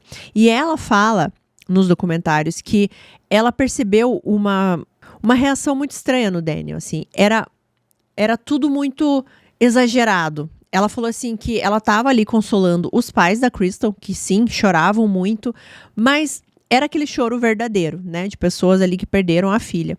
Quando o Daniel chegou, para começar, ele chegou gritando de longe já, chamando a atenção de todo mundo, assim. E aí ele chegou na frente da casa, ele já começou assim a cair, ele chorava um choro que era muito barulhento, segundo ela, assim, que ele fazia muitos grunhidos, assim, gemidos também, muito constantes e repetitivos, sabe? Tipo, que não é o normal quando uma pessoa tá chorando. A pessoa às vezes chora, dela dá uma parada, dela chora de novo, dela chora pouco, dela chora muito, dela grita, dela para. O dele não, era sempre a mesma coisa, era uma coisa assim que parecia que tava num repeat, sabe? E ela fala, inclusive no documentário, que quando ela viu isso, ela falou assim, não vou julgar, né? Porque cada pessoa age de uma forma diferente. Só que ela disse que no caminho, quando ela leva o Daniel para a delegacia, também, que ela estava ali conversando com ele, justamente para acalmá-lo, ela falou assim que foi uma viagem interminável, porque ele não parava de fazer barulho, assim, um gemido muito constante, e que não era uma coisa normal, ela sabia que não era normal. Mas tudo bem, às vezes aquela pessoa tem aquela reação, né? Então ela ficava tentando se segurar. E, inclusive, ela até fala, num trecho que eu vi, de uma entrevista no do 48 Horas, só que é um episódio extra, assim. Tem no YouTube, gente. Coloca o nome da Crystal Krug que vocês vão achar. Ela fala o seguinte, que quando ela tava pensando isso, inclusive ela até se policiou, assim, ela falou, você tá assistindo muito o episódio do 48 Horas, tá já desconfiando de todo mundo. E na verdade ela tava certa. Por isso que é bom a gente assistir True Crime, entendeu? Porque a gente começa a desconfiar das pessoas certas também. E ela pensou isso, ela falou, não, acho que eu tô vendo coisa demais. Só que depois, o comportamento do Daniel só foi piorando. Quando ele vai conversar com os policiais lá na delegacia, gente, eu vi também trechos dessa entrevista. Tudo no Daniel é tudo muito friamente calculado, assim. Primeiro, quando ele tá falando com os policiais, eu acho que ele quer passar essa ideia de que ele tá muito abalado, que ele tá muito sem forças. E aí, gente, ele começa a sussurrar. Sim, ele não fala com a voz. Ele tudo fala assim. Eu não consegui proteger ela. Eu não consegui fazer tal coisa. Os meus filhos correm perigo. Ele falava assim, gente, é muito estranho.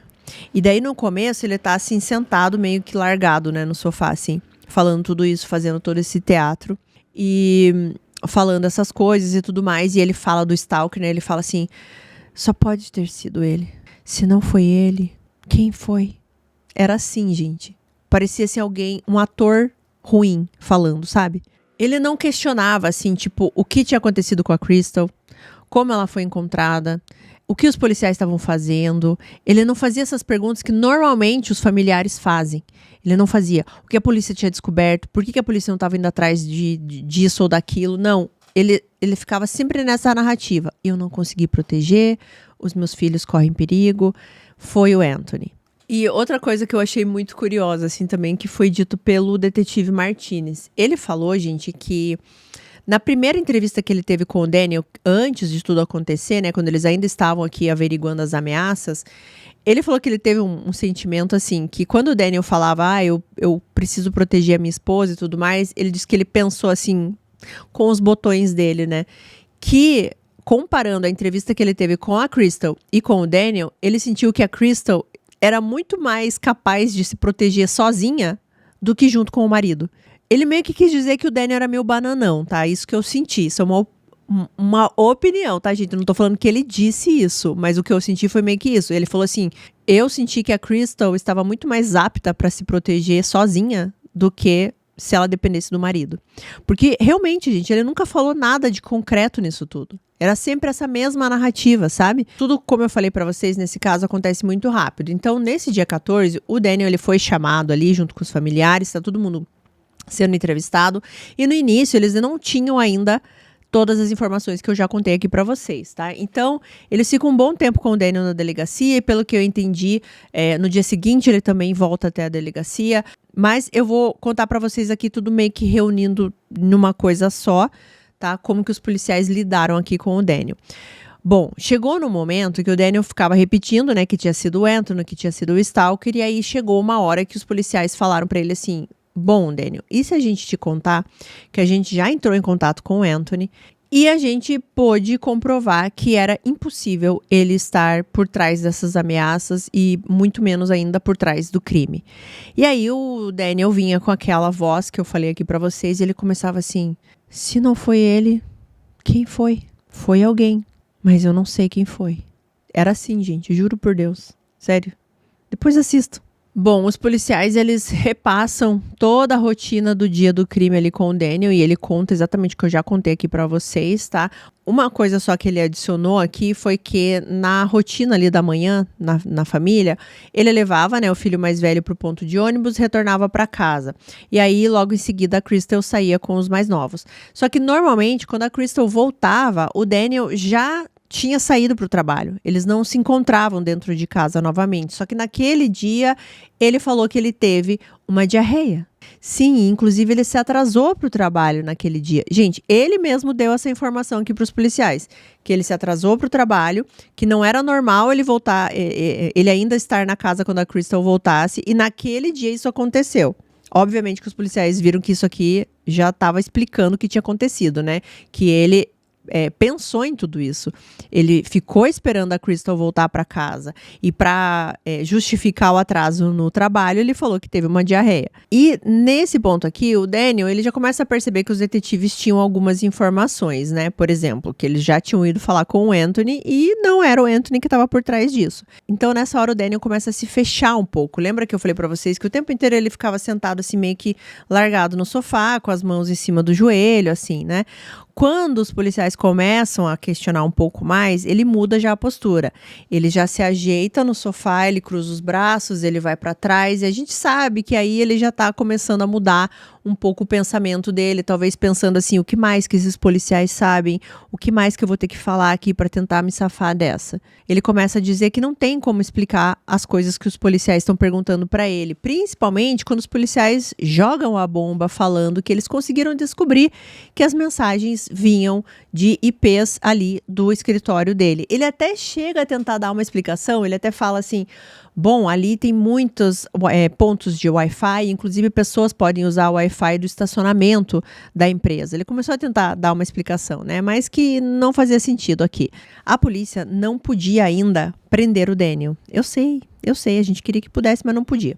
Eles queriam alguma coisa física, alguma prova física nesse ponto, mas eles não tinham, né? Eles só tinham todas essas provas digitais aqui, né? O rastro digital do Daniel.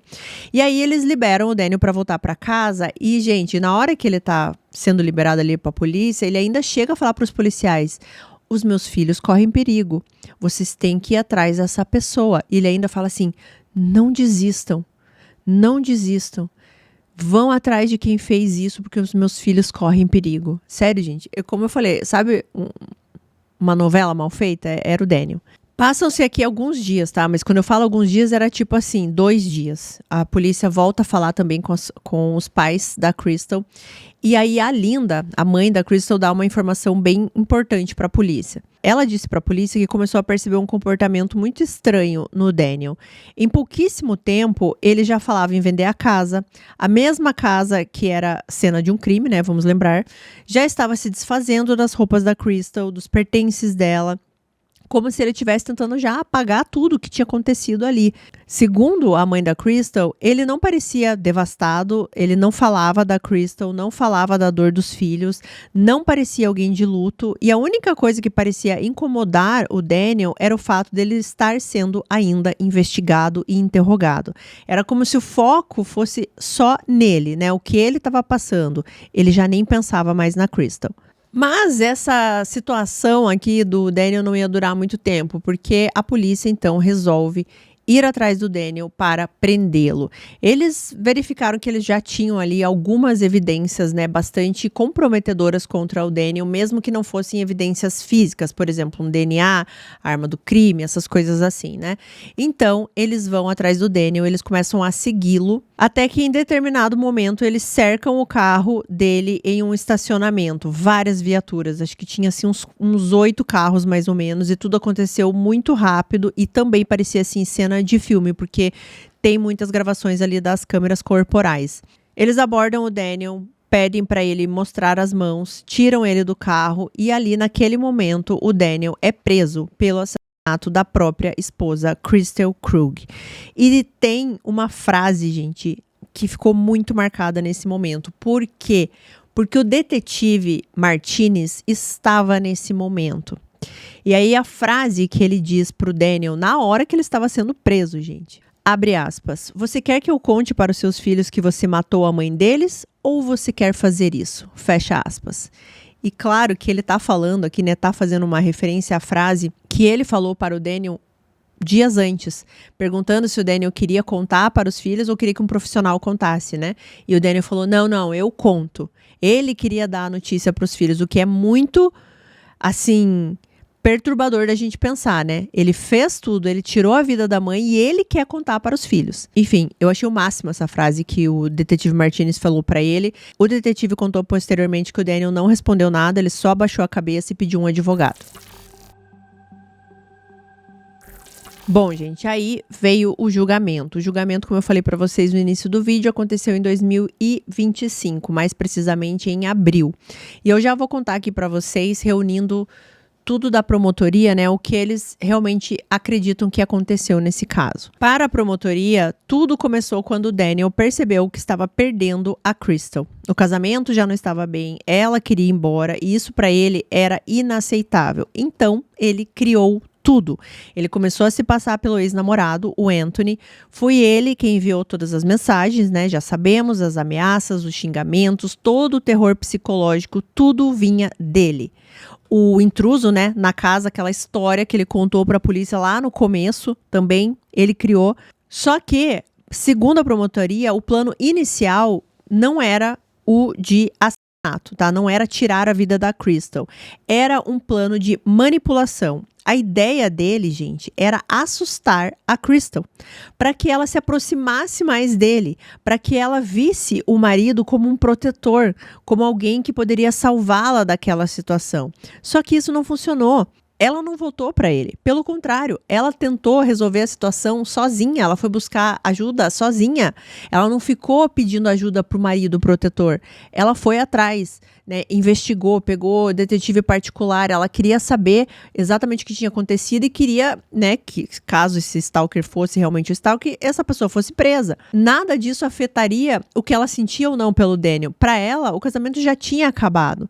E aqui mostra muito como era o Daniel. Né, como era a relação do Daniel com ela, assim, talvez ela nem pudesse contar com o marido pra nada, que ela tinha que resolver tudo sozinha. E aí, quando o plano dele inicial não deu certo, ele começou a entrar em pânico, porque além agora do casamento que ele ia perder, ela também estava desconfiando dele. E ele não podia correr esse risco de ser desmascarado como o tal do ex-stalker. E foi nesse momento que ele decidiu tirar a vida dela. A acusação descreve que naquela manhã ele sabia exatamente o que ele estava fazendo desde o início, desde o momento que ele acordou. Ele conhecia a rotina dela, sabia que ela voltaria, né, para casa depois de deixar os filhos mais novos, que ela estaria sozinha e que ela não ia esperar por uma abordagem ali de alguém dentro da casa. Foi uma emboscada. A Crystal, ela não esperava encontrar o marido dentro de casa, né? Então ela entrou ali como qualquer outro dia, como eu falei pra vocês. Quando ela voltava, o marido já tinha ido trabalhar. Então ela sabia que ela ia estar sozinha em casa. Ele a atacou por trás, na garagem, atingiu a cabeça dela com um objeto contundente, deixando ela inconsciente e depois a esfaqueou diretamente no coração. E enquanto ela estava ali, ele já tinha preparado o resto do plano. As mensagens programadas, o álibi, o comportamento no trabalho, tudo pensando para parecer que ela ainda estava viva quando ele saiu de casa. E tem uma outra coisa aqui que irrita mais ainda, porque o Daniel, ele não queria que fosse ele a pessoa a encontrar o corpo da esposa, né? E depois fazer uma cena, como a gente já viu em outros casos. Não, ele queria que outra pessoa se encontrasse. Então o que ele faz? Ele liga para a polícia, diretamente, né, falando aquela história de estou preocupado com minha esposa, vão lá ver se tá tudo bem. E ele liga pra mãe da Crystal, pra Linda. Gente, o quão cruel você tem que ser pra você fazer a mãe ir lá encontrar a filha sem vida. Eu não consigo, assim, isso me irritou tanto nesse caso, assim, porque eu vi a reação da Linda, ela chegando ali na garagem, assim, com esperança, sabe? Ai, onde é que tá minha filha? Ela olhando, e daí, de repente, ela tem um choque, porque os policiais já mandam ela sair.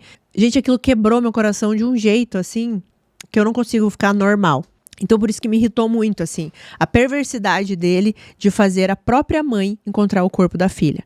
Bom, a promotoria também mostrou todas as evidências digitais que eu já falei aqui pra vocês, né? As mensagens, os e-mails, as buscas na internet, né? Que ele estava fazendo ali no dia anterior. Por isso que eu falei pra vocês que a hora que ele acordou, no dia 14, ele já sabia o que ele ia fazer. Então, pra promotoria, tudo isso era a premeditação. Agora, a defesa, né? A estratégia aqui da defesa foi focar principalmente na ausência de provas físicas. Não tinha arma do crime, não havia DNA do Daniel na cena, nenhum vestígio de sangue nas roupas dele, nem o carro. A defesa bateu muito em cima disso, que realmente não tinha, né?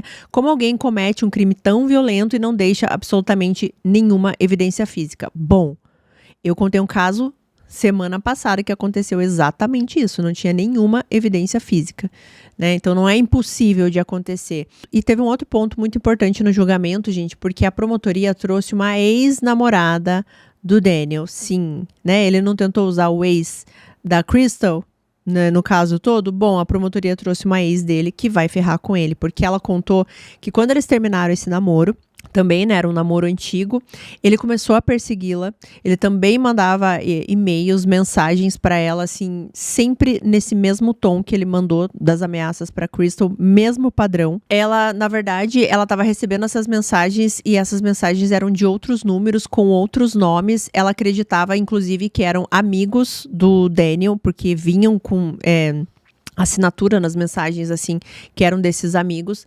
Só que depois ela foi saber que esses amigos nunca tiveram nada a ver com isso, que era tudo uma história criada por ele. Ele usava os nomes dos amigos para mandar essas mensagens.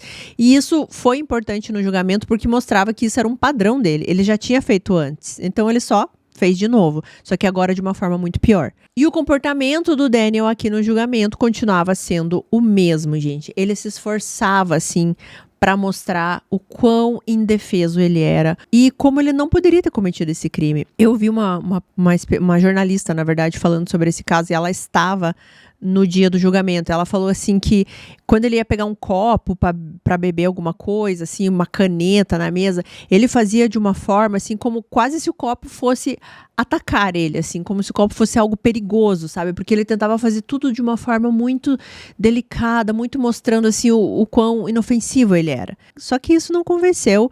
Inclusive, diz que quando ele entrou ali no tribunal, ele olhou para o pai da Crystal, o Lars, e deu uma risadinha. Só que não uma risadinha assim de, olha o que eu fiz. Uma risadinha de tipo assim, obrigado por vocês estarem aqui. Ele acreditava que a família da Crystal estava ali para apoiá-lo, quando na verdade Isso nunca aconteceu, né? E o Lars, ele até fala que o olhar que ele lançou para o Daniel nesse momento, que ele recebeu esse sorriso do Daniel, depois o Daniel não olhou mais nenhuma vez para ele durante todo o julgamento. Durante todo o julgamento, a família da Crystal estava ali, né, buscando pela justiça, e do lado do Daniel também havia uma família presente. O irmão e os pais dele estavam nesse julgamento durante todo o tempo, visivelmente abalados e em choque com tudo que aconteceu. No final disso tudo, o júri considerou o Daniel culpado por homicídio em primeiro grau, por perseguição e também por falsidade ideológica. A sentença foi prisão perpétua, sem possibilidade de liberdade condicional, além de penas adicionais pelos outros crimes. E aí, gente, depois da condenação, vocês acham que ele parou? Vocês acham que ele realmente assumiu o que fez? Não. Depois da condenação, né, preso e tudo mais, ele tem direito lá a videochamadas com a família. E tem algumas dessas videochamadas que dá para assistir aí no YouTube, ou pelo menos no documentário do 48 Horas dá para assistir. E assim, gente, ele continua com a mesma postura, falando as mesmas coisas, que os filhos correm perigo, que eles prenderam a pessoa errada, que a pessoa que fez isso tá solta. Ele insiste que é inocente, ele diz que o júri errou. E ele faz, sabe, essas pausas dramáticas, assim, parece quase como se ele tivesse ensaiando um discurso. Em alguns momentos dá a sensação que ele tá realmente assim interpretando um papel, sabe? Só que não convence mais. E é realmente muito artificial. Ele fala que ele dorme o tempo inteiro, que ele está deprimido, que ele só lê e chora. Só que, de novo, né? Isso não comove. E não comove, gente, nem a própria família, tá? Eu já vou comentar sobre isso. Ele também fala nessa videochamada de uma forma assim que ele parece até um advogado falando assim. Ele fala assim: não tem nenhum DNA, nenhuma foto, nenhum sangue, nenhuma prova concreta. Gente, ele tá falando com a família dele, ele tá falando desse jeito. E a mãe e o irmão estão lá do outro lado, assim, olhando pra ele, assim, sabe? A família dele, obviamente, conversa com ele porque tem o laço familiar, né? A mãe conversa ali com o filho. Conversa não, pelo menos escuta o que ele tá falando, né? Mas isso não quer dizer que eles acreditem no que o Daniel está falando. O irmão dele, por exemplo, é muito direto e ele fala isso nessa videochamada. Ele fala que ele queria poder acreditar no Daniel, que os pais queriam acreditar nele também, mas que cada vez mais ficava difícil que isso acontecesse. Que existem muitas coisas naquele caso que simplesmente não se encaixam na explicação que ele está dando.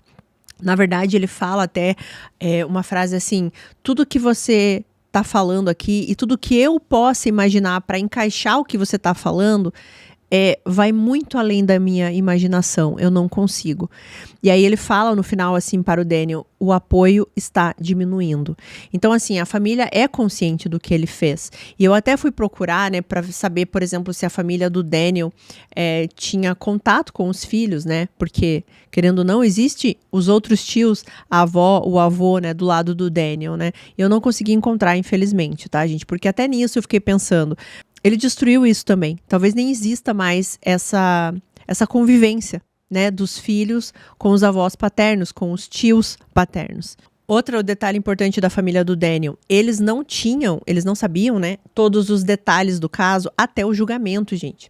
Eles não foram informados, e acho que o Daniel também não contou para eles, assim, das evidências. Eu também não sei se foi algo público, né, que eles contaram, assim, conforme foram descobrindo, mas eles só foram descobrir todos os detalhes no julgamento, e foi ali que eles perceberam que o Daniel era culpado, que não tinha como negar, entendeu? Então eles não passaram a mão na cabeça do Daniel em nenhum momento, eles sabem muito provavelmente o que o Daniel fez, mas claro, existe esse vínculo, né? Então provavelmente eles falem aí nessas videochamadas, só que o irmão do Daniel foi bem categórico, ele falou assim: o apoio está diminuindo. Bom, mas antes de eu encerrar totalmente esse caso, eu quero falar de duas pessoas, tá? A primeira delas, o Anthony, o ex. Ele foi arrastado para tudo isso, né, gente? E ele realmente não tinha nada a ver. O Anthony, pelo que tudo mostra aqui na pesquisa, é uma pessoa muito simples, muito genuína, muito sincera e também muito sensível. Ele conheceu a Crystal ainda no ensino médio, né, como eu falei para vocês, eles eram jovens, eles chegaram a trabalhar juntos em algum momento, e para ele aquele relacionamento realmente foi algo muito marcante, não foi só um namorico, sabe? Ele descreveu o primeiro beijo, os primeiros momentos como algo muito mágico na vida dele, como se fosse cena de filme mesmo. Ele fala, gente, em 2 documentários que eu assisti, tá? O documentário do 48 Horas, que eu já citei, e tem um documentário de um canal que se chama Unseen. Se escreve Unseen. Também o caso da Crystal, né? E ele fala também em alguns trechos. E dá pra perceber que esse relacionamento nunca saiu completamente dele, sabe? Ele nunca esqueceu a Crystal. Ele admitiu que ele cometeu erros, né? Ele fala que ele não deveria ter entrado em contato com ela, e principalmente naquela vez de 2016, né? Ele realmente disse que ele estava bêbado naquele dia, emocionalmente vulnerável. Ele se arrependeu e depois disso, inclusive, respeitou, se afastou e bloqueou a Crystal, né? Não manteve mais contato, mas o sentimento, aquele carinho profundo que ele sentia, isso nunca mudou, assim, isso sempre ficou com ele. E por isso que tudo isso ainda fica mais triste, porque não só a Chrissy perdeu a vida, né, foi tirada aqui desse mundo, mas o nome do Anthony foi colocado no meio, né, como se ele fosse o responsável, e isso o machucou muito, porque pelo que eu pude ver, gente, ele jamais faria algo contra a Crystal. Inclusive teve uma frase que ele disse que foi a seguinte, abre aspas, já tive muitas namoradas e nunca me apaixonei por ninguém como por ela. Ela foi o amor da minha vida, fecha aspas. No julgamento, inclusive, ele falou, ele estava extremamente nervoso, ansioso, né, de encarar essa situação, mas o tempo todo ele tentou honrar a memória da Crystal e falar dela com todo respeito. E tem um detalhe, gente, muito emocionante também aqui, que é a forma como o Anthony encara o dia 14 lá, né? Porque ele falou, gente, que naquele dia, no dia 14, do nada, ele teve uma vontade, assim, uma voz falou pra ele assim, ai, vai no shopping comprar alguma coisa. Sabe, ele foi do nada, ele não estava planejando fazer aquilo antes, não era marcado pra ele fazer, não, foi aleatório. Naquele dia ele falou, vou no shopping comprar alguma coisa. Foi lá que ele comprou um moletom, que acabou dando pra ele o álibi perfeito, que era, né, realmente o que ele precisava pra ser inocentado já de cara, que ele nem estava perto do Colorado. E aí ele fala que ele sente que de alguma forma aquilo foi um sinal da Crystal. Naquele ponto, a Crystal já estava sem vida, né? Ela morreu ali já nas primeiras horas da manhã, né? Por volta ali entre 8 e 8h24, que foi o exato momento que ela volta para casa, e 8h24 foi a hora que o Daniel saiu para trabalhar, né? Então ela já estava sem vida nesse momento que ele estava comprando o moletom. Mas ele disse que ele encara isso como se fosse um aviso dela. Sabe assim, uma voz que veio dela falar para ele assim, vai no shopping comprar alguma coisa porque isso vai te ajudar a te inocentar de um caso que estão te acusando, sabe? É dessa forma que ele encara aquele dia. Tanto que numa entrevista, que eu acho que é a do 48 Horas, ele está com o moletom usando assim, amarrado nos ombros. Quando perguntam pra ele, ele fala assim, é exatamente esse moletom que eu tô usando aqui. Pode parecer algo muito subjetivo também, né? Você pode acreditar ou não, mas é como ele fala sobre isso. Dá pra ver que vem de um lugar assim muito profundo dentro do coração do Anthony, de alguém que realmente amou a Crystal e que mesmo depois de tudo ainda carregava esse sentimento, né? E ao mesmo tempo, é claro que ele também questiona, né? Por que a polícia não foi atrás dele antes? Por que quando o nome dele surgiu, ninguém foi lá já falar pra ele assim, olha, e aí? É você que tá fazendo isso aqui? Tudo talvez pudesse ter sido resolvido mais rápido, eles já teriam descoberto que não era o Anthony, então eles poderiam ver quem que estava fazendo isso, e aí eles chegariam, né, muito provavelmente no Daniel, sem que a Crystal perdesse a vida. E aí que entra o detetive Martinez, que é a segunda pessoa que eu quero falar antes de encerrar o caso. Na época, mesmo com as informações que a Crystal tinha reunido, né, ela foi e levou para o detetive Martinez, ele optou por não ir diretamente até o Anthony. E o motivo dele foi que, em casos de perseguição, às vezes um contato direto, né, pode piorar a situação, como eu falei para vocês, e também porque eles não tinham nada muito concreto, eles queriam montar o caso, né, para daí já prender a pessoa, né? Que eles acreditavam que era o Anthony. Então ele acreditou que naquele momento não era a melhor decisão. Mas hoje, gente, e ele também fala, né, no documentário, ele se culpa muito. Ele mesmo admite isso, diz que esse caso assombra ele até os dias de hoje, que se ele pudesse voltar no tempo, ele teria feito diferente. Só que ao mesmo tempo, gente, a família da Crystal, né, o Lars e a Linda, eles tentam aliviar esse peso aqui nos ombros do detetive Martinez. Eles dizem que, na visão deles, o destino da filha já estava selado. Que quando alguém decide fazer algo assim e já está naquele nível de planejamento que o Daniel estava, não era uma questão de e se, era uma questão de quando. Então, mesmo que o Anthony tivesse sido procurado antes, talvez isso não tivesse mudado o desfecho, infelizmente. E agora, para finalizar, é claro que eu vou falar da Crystal, né? Ela sempre foi descrita pelas pessoas como muito inteligente, determinada, e deu para perceber isso no próprio caso dela. Ela mesma investigou muito sobre o caso dela. É claro, ela jamais imaginaria que fosse o marido, né? Só acho que depois que ela começou a desconfiar, mas deu para sentir essa personalidade dela, assim, sabe? Eu controlo a minha vida, eu quero a minha paz, eu vou fazer de tudo para que isso seja resolvido. Ela teve uma atitude completamente diferente do que a que o Daniel esperava, né? Que ela fosse correr para ele e pedir ajuda dele. Que óbvio que ele não ia fazer nada, porque ele é um banana. E ficou muito claro no julgamento a quantidade de pessoas que gostavam da Kristen, que foram tocados por ela, porque um monte de pessoas, gente. Teve uma fila enorme de gente querendo falar sobre ela no dia do julgamento. Do julgamento não, na verdade no dia da sentença, né? Que eles fazem aquelas declarações dos familiares das vítimas, amigos e tudo mais. Que eles têm a oportunidade de falar.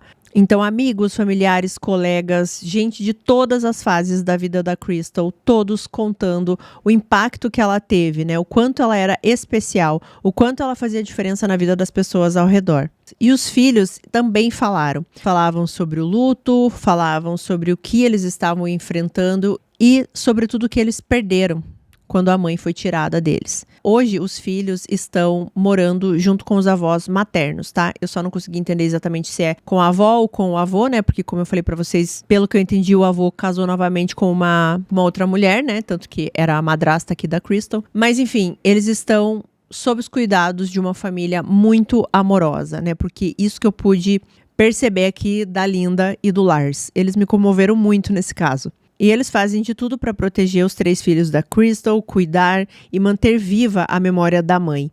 E, de certa forma, os filhos continuam fazendo o que a mãe gostava de fazer.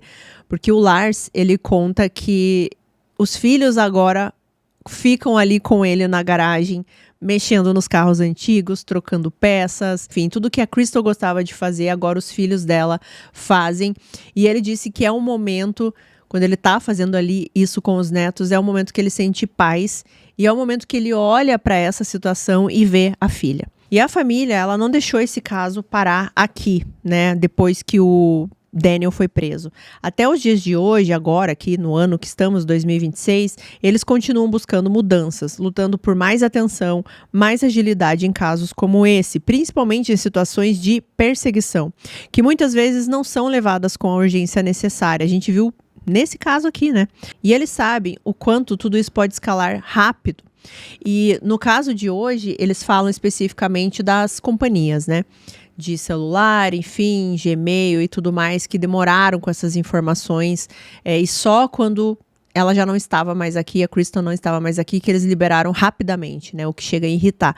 E eles falam exatamente isso, assim, para alguém que esteja passando pelo que a Crystal estava passando, de perseguição, essas mensagens e tudo mais, para buscar ajuda, para falar com as outras pessoas, para dizer o que está acontecendo, sabe? Para investigar, porque realmente isso pode mudar de uma hora para outra.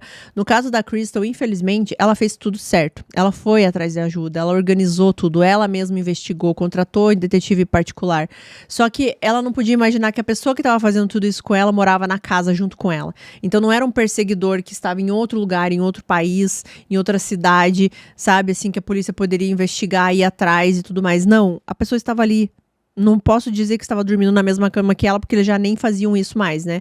Era em outro quarto, mas era na mesma casa. Ela chegou a desconfiar, né, e eu até vi alguns familiares dela falando assim que acreditavam que muito provavelmente ela conseguiria descobrir, se ela tivesse mais tempo ela conseguiria descobrir com certeza, porque ela era muito inteligente. Só que foi uma emboscada, né, gente? Ela achou que estava sozinha em casa, ela achou que iria começar mais um dia ali de tormento, com medo, só que ela achava que esse medo, esse tormento iria acontecer quando ela saísse de casa, né? E não ali dentro da garagem dela, nas mãos do próprio marido. A Crystal era uma mulher incrível, uma mãe presente, uma filha dedicada, uma amiga que deixava marca nas pessoas e mesmo nos momentos difíceis, mesmo em um casamento que já não a fazia mais feliz, ela ainda se importava, ela ainda se preocupava, né? Como eu falei pra vocês, ela ainda se preocupou com o Daniel nesse momento. Tentava fazer o melhor pelas pessoas ao redor. E é aquilo que eu falei lá no começo do vídeo, gente. Eu não consigo imaginar que uma pessoa realmente pensou num plano desse e falou assim, nossa, vai dar certo. Ela vai correr para os meus braços, a gente vai voltar a ser um casal feliz, porque eu estou ameaçando ela, mandando mensagens. E assim, gente, as mensagens dele eu vou ter que falar de novo, assim. Eu não consigo pensar que uma pessoa que ama outra, quer ficar com a outra, consiga mandar uma mensagem naquele teor, com aquelas palavras que eu li. Então, óbvio que isso não se tratava de amor, não se tratava de sentimentos bons, e sim, era controle, era o ego, era aquela questão assim de não posso perder, né? Enquanto isso era a prioridade aqui para o Daniel, a prioridade da Crystal era o cuidado, porque, de novo, até nesse momento ela se preocupou com o Daniel, né? E também não consigo pensar na minha cabeça que ele pensava assim, não, eu vou fazer isso que vai ser o melhor para os meus filhos. Vou tirar a vida da mãe deles, porque vai ser o melhor. Como é que eu não consigo acompanhar esse raciocínio, que a gente já viu em vários casos, né, gente? A pessoa não consegue pensar no que é mais valioso ali para um pai e para uma mãe, que são os filhos. Em que mundo você tirar a vida da mãe, né, da tua companheira, da mãe, ou ao contrário, né, a mãe tirar a vida do pai, dos filhos, é a melhor solução. Sério, gente. E é um caso que aconteceu 3 anos atrás. Nem 3 anos, né? Nem deu 3 anos ainda. Então é algo recente, não é uma coisa que a gente pode falar assim, ai, porque antigamente os pensamentos, porque era diferente. Não! A gente tá falando de um caso de agora, desse momento que vivemos aqui. Eu não consigo acompanhar esse raciocínio. Não consigo. Esse caso me irritou profundamente. Ao mesmo tempo, eu fiquei muito tocada pela família da Crystal, pelos pais dela, principalmente pela mãe. Nem posso ficar falando muito dela, porque eu já me emociono. Eu não tenho mais informações sobre os filhos, né? Mas o que eu sempre desejo no final dos vídeos é que os familiares que ficam, né, consigam continuar uma vida de alguma forma em paz. E lembrando sempre, aqui no caso da Crystal, né, do que ela deixou para eles e que a forma que eles continuem vivendo aqui, fazendo as coisas que ela gostava, é sempre uma maneira de mantê-la viva. E é isso para o caso de hoje. Muito obrigada por estarem comigo aqui mais uma terça-feira, por chegarem até o final desse vídeo. Eu agradeço muito. Vamos agradecer os nossos membros queridos, esses nomes que estão subindo aqui na tela, e também os meus membros patrocinadores, a Paulinha Plombon, a Aninha Ito, a Beatriz Saider, a Aninha Elcoba, a Claudimeri Rossi, o Ronaldo Bolk, a Cláudia de Luca, a Kátia Bonadil, a Patrícia Teles, a Ana Paula 1988 e a Stephanie La Salles. Muito obrigada a todos vocês, meus maravilhosos. E a gente se vê na próxima terça-feira. Que a semana de vocês seja tranquila, cheia de paz, de alegria. Eu nem falei, né, gente? A gente acabou a Páscoa aí, né? Feliz Páscoa atrasado para todos vocês. Que vocês tenham passado aí um feriado com as pessoas que vocês amam, do jeito que vocês mais gostam. Para os que gostam de chocolate, que vocês tenham ganhado muitos chocolates. Para os que estão de dieta como eu, 0 chocolates, gente. Pra não falar que eu comi 0, eu comi uns ovinhos assim, ó, desse tamanico, da Cacau Show, que tava bem bom, inclusive. Mas foi só, eu falei pra todo mundo, não quero ovo, não me mandem chocolate. Tamo aqui, né, tamo firme. Então é isso, gente. Um beijão no coração de vocês e até terça que vem.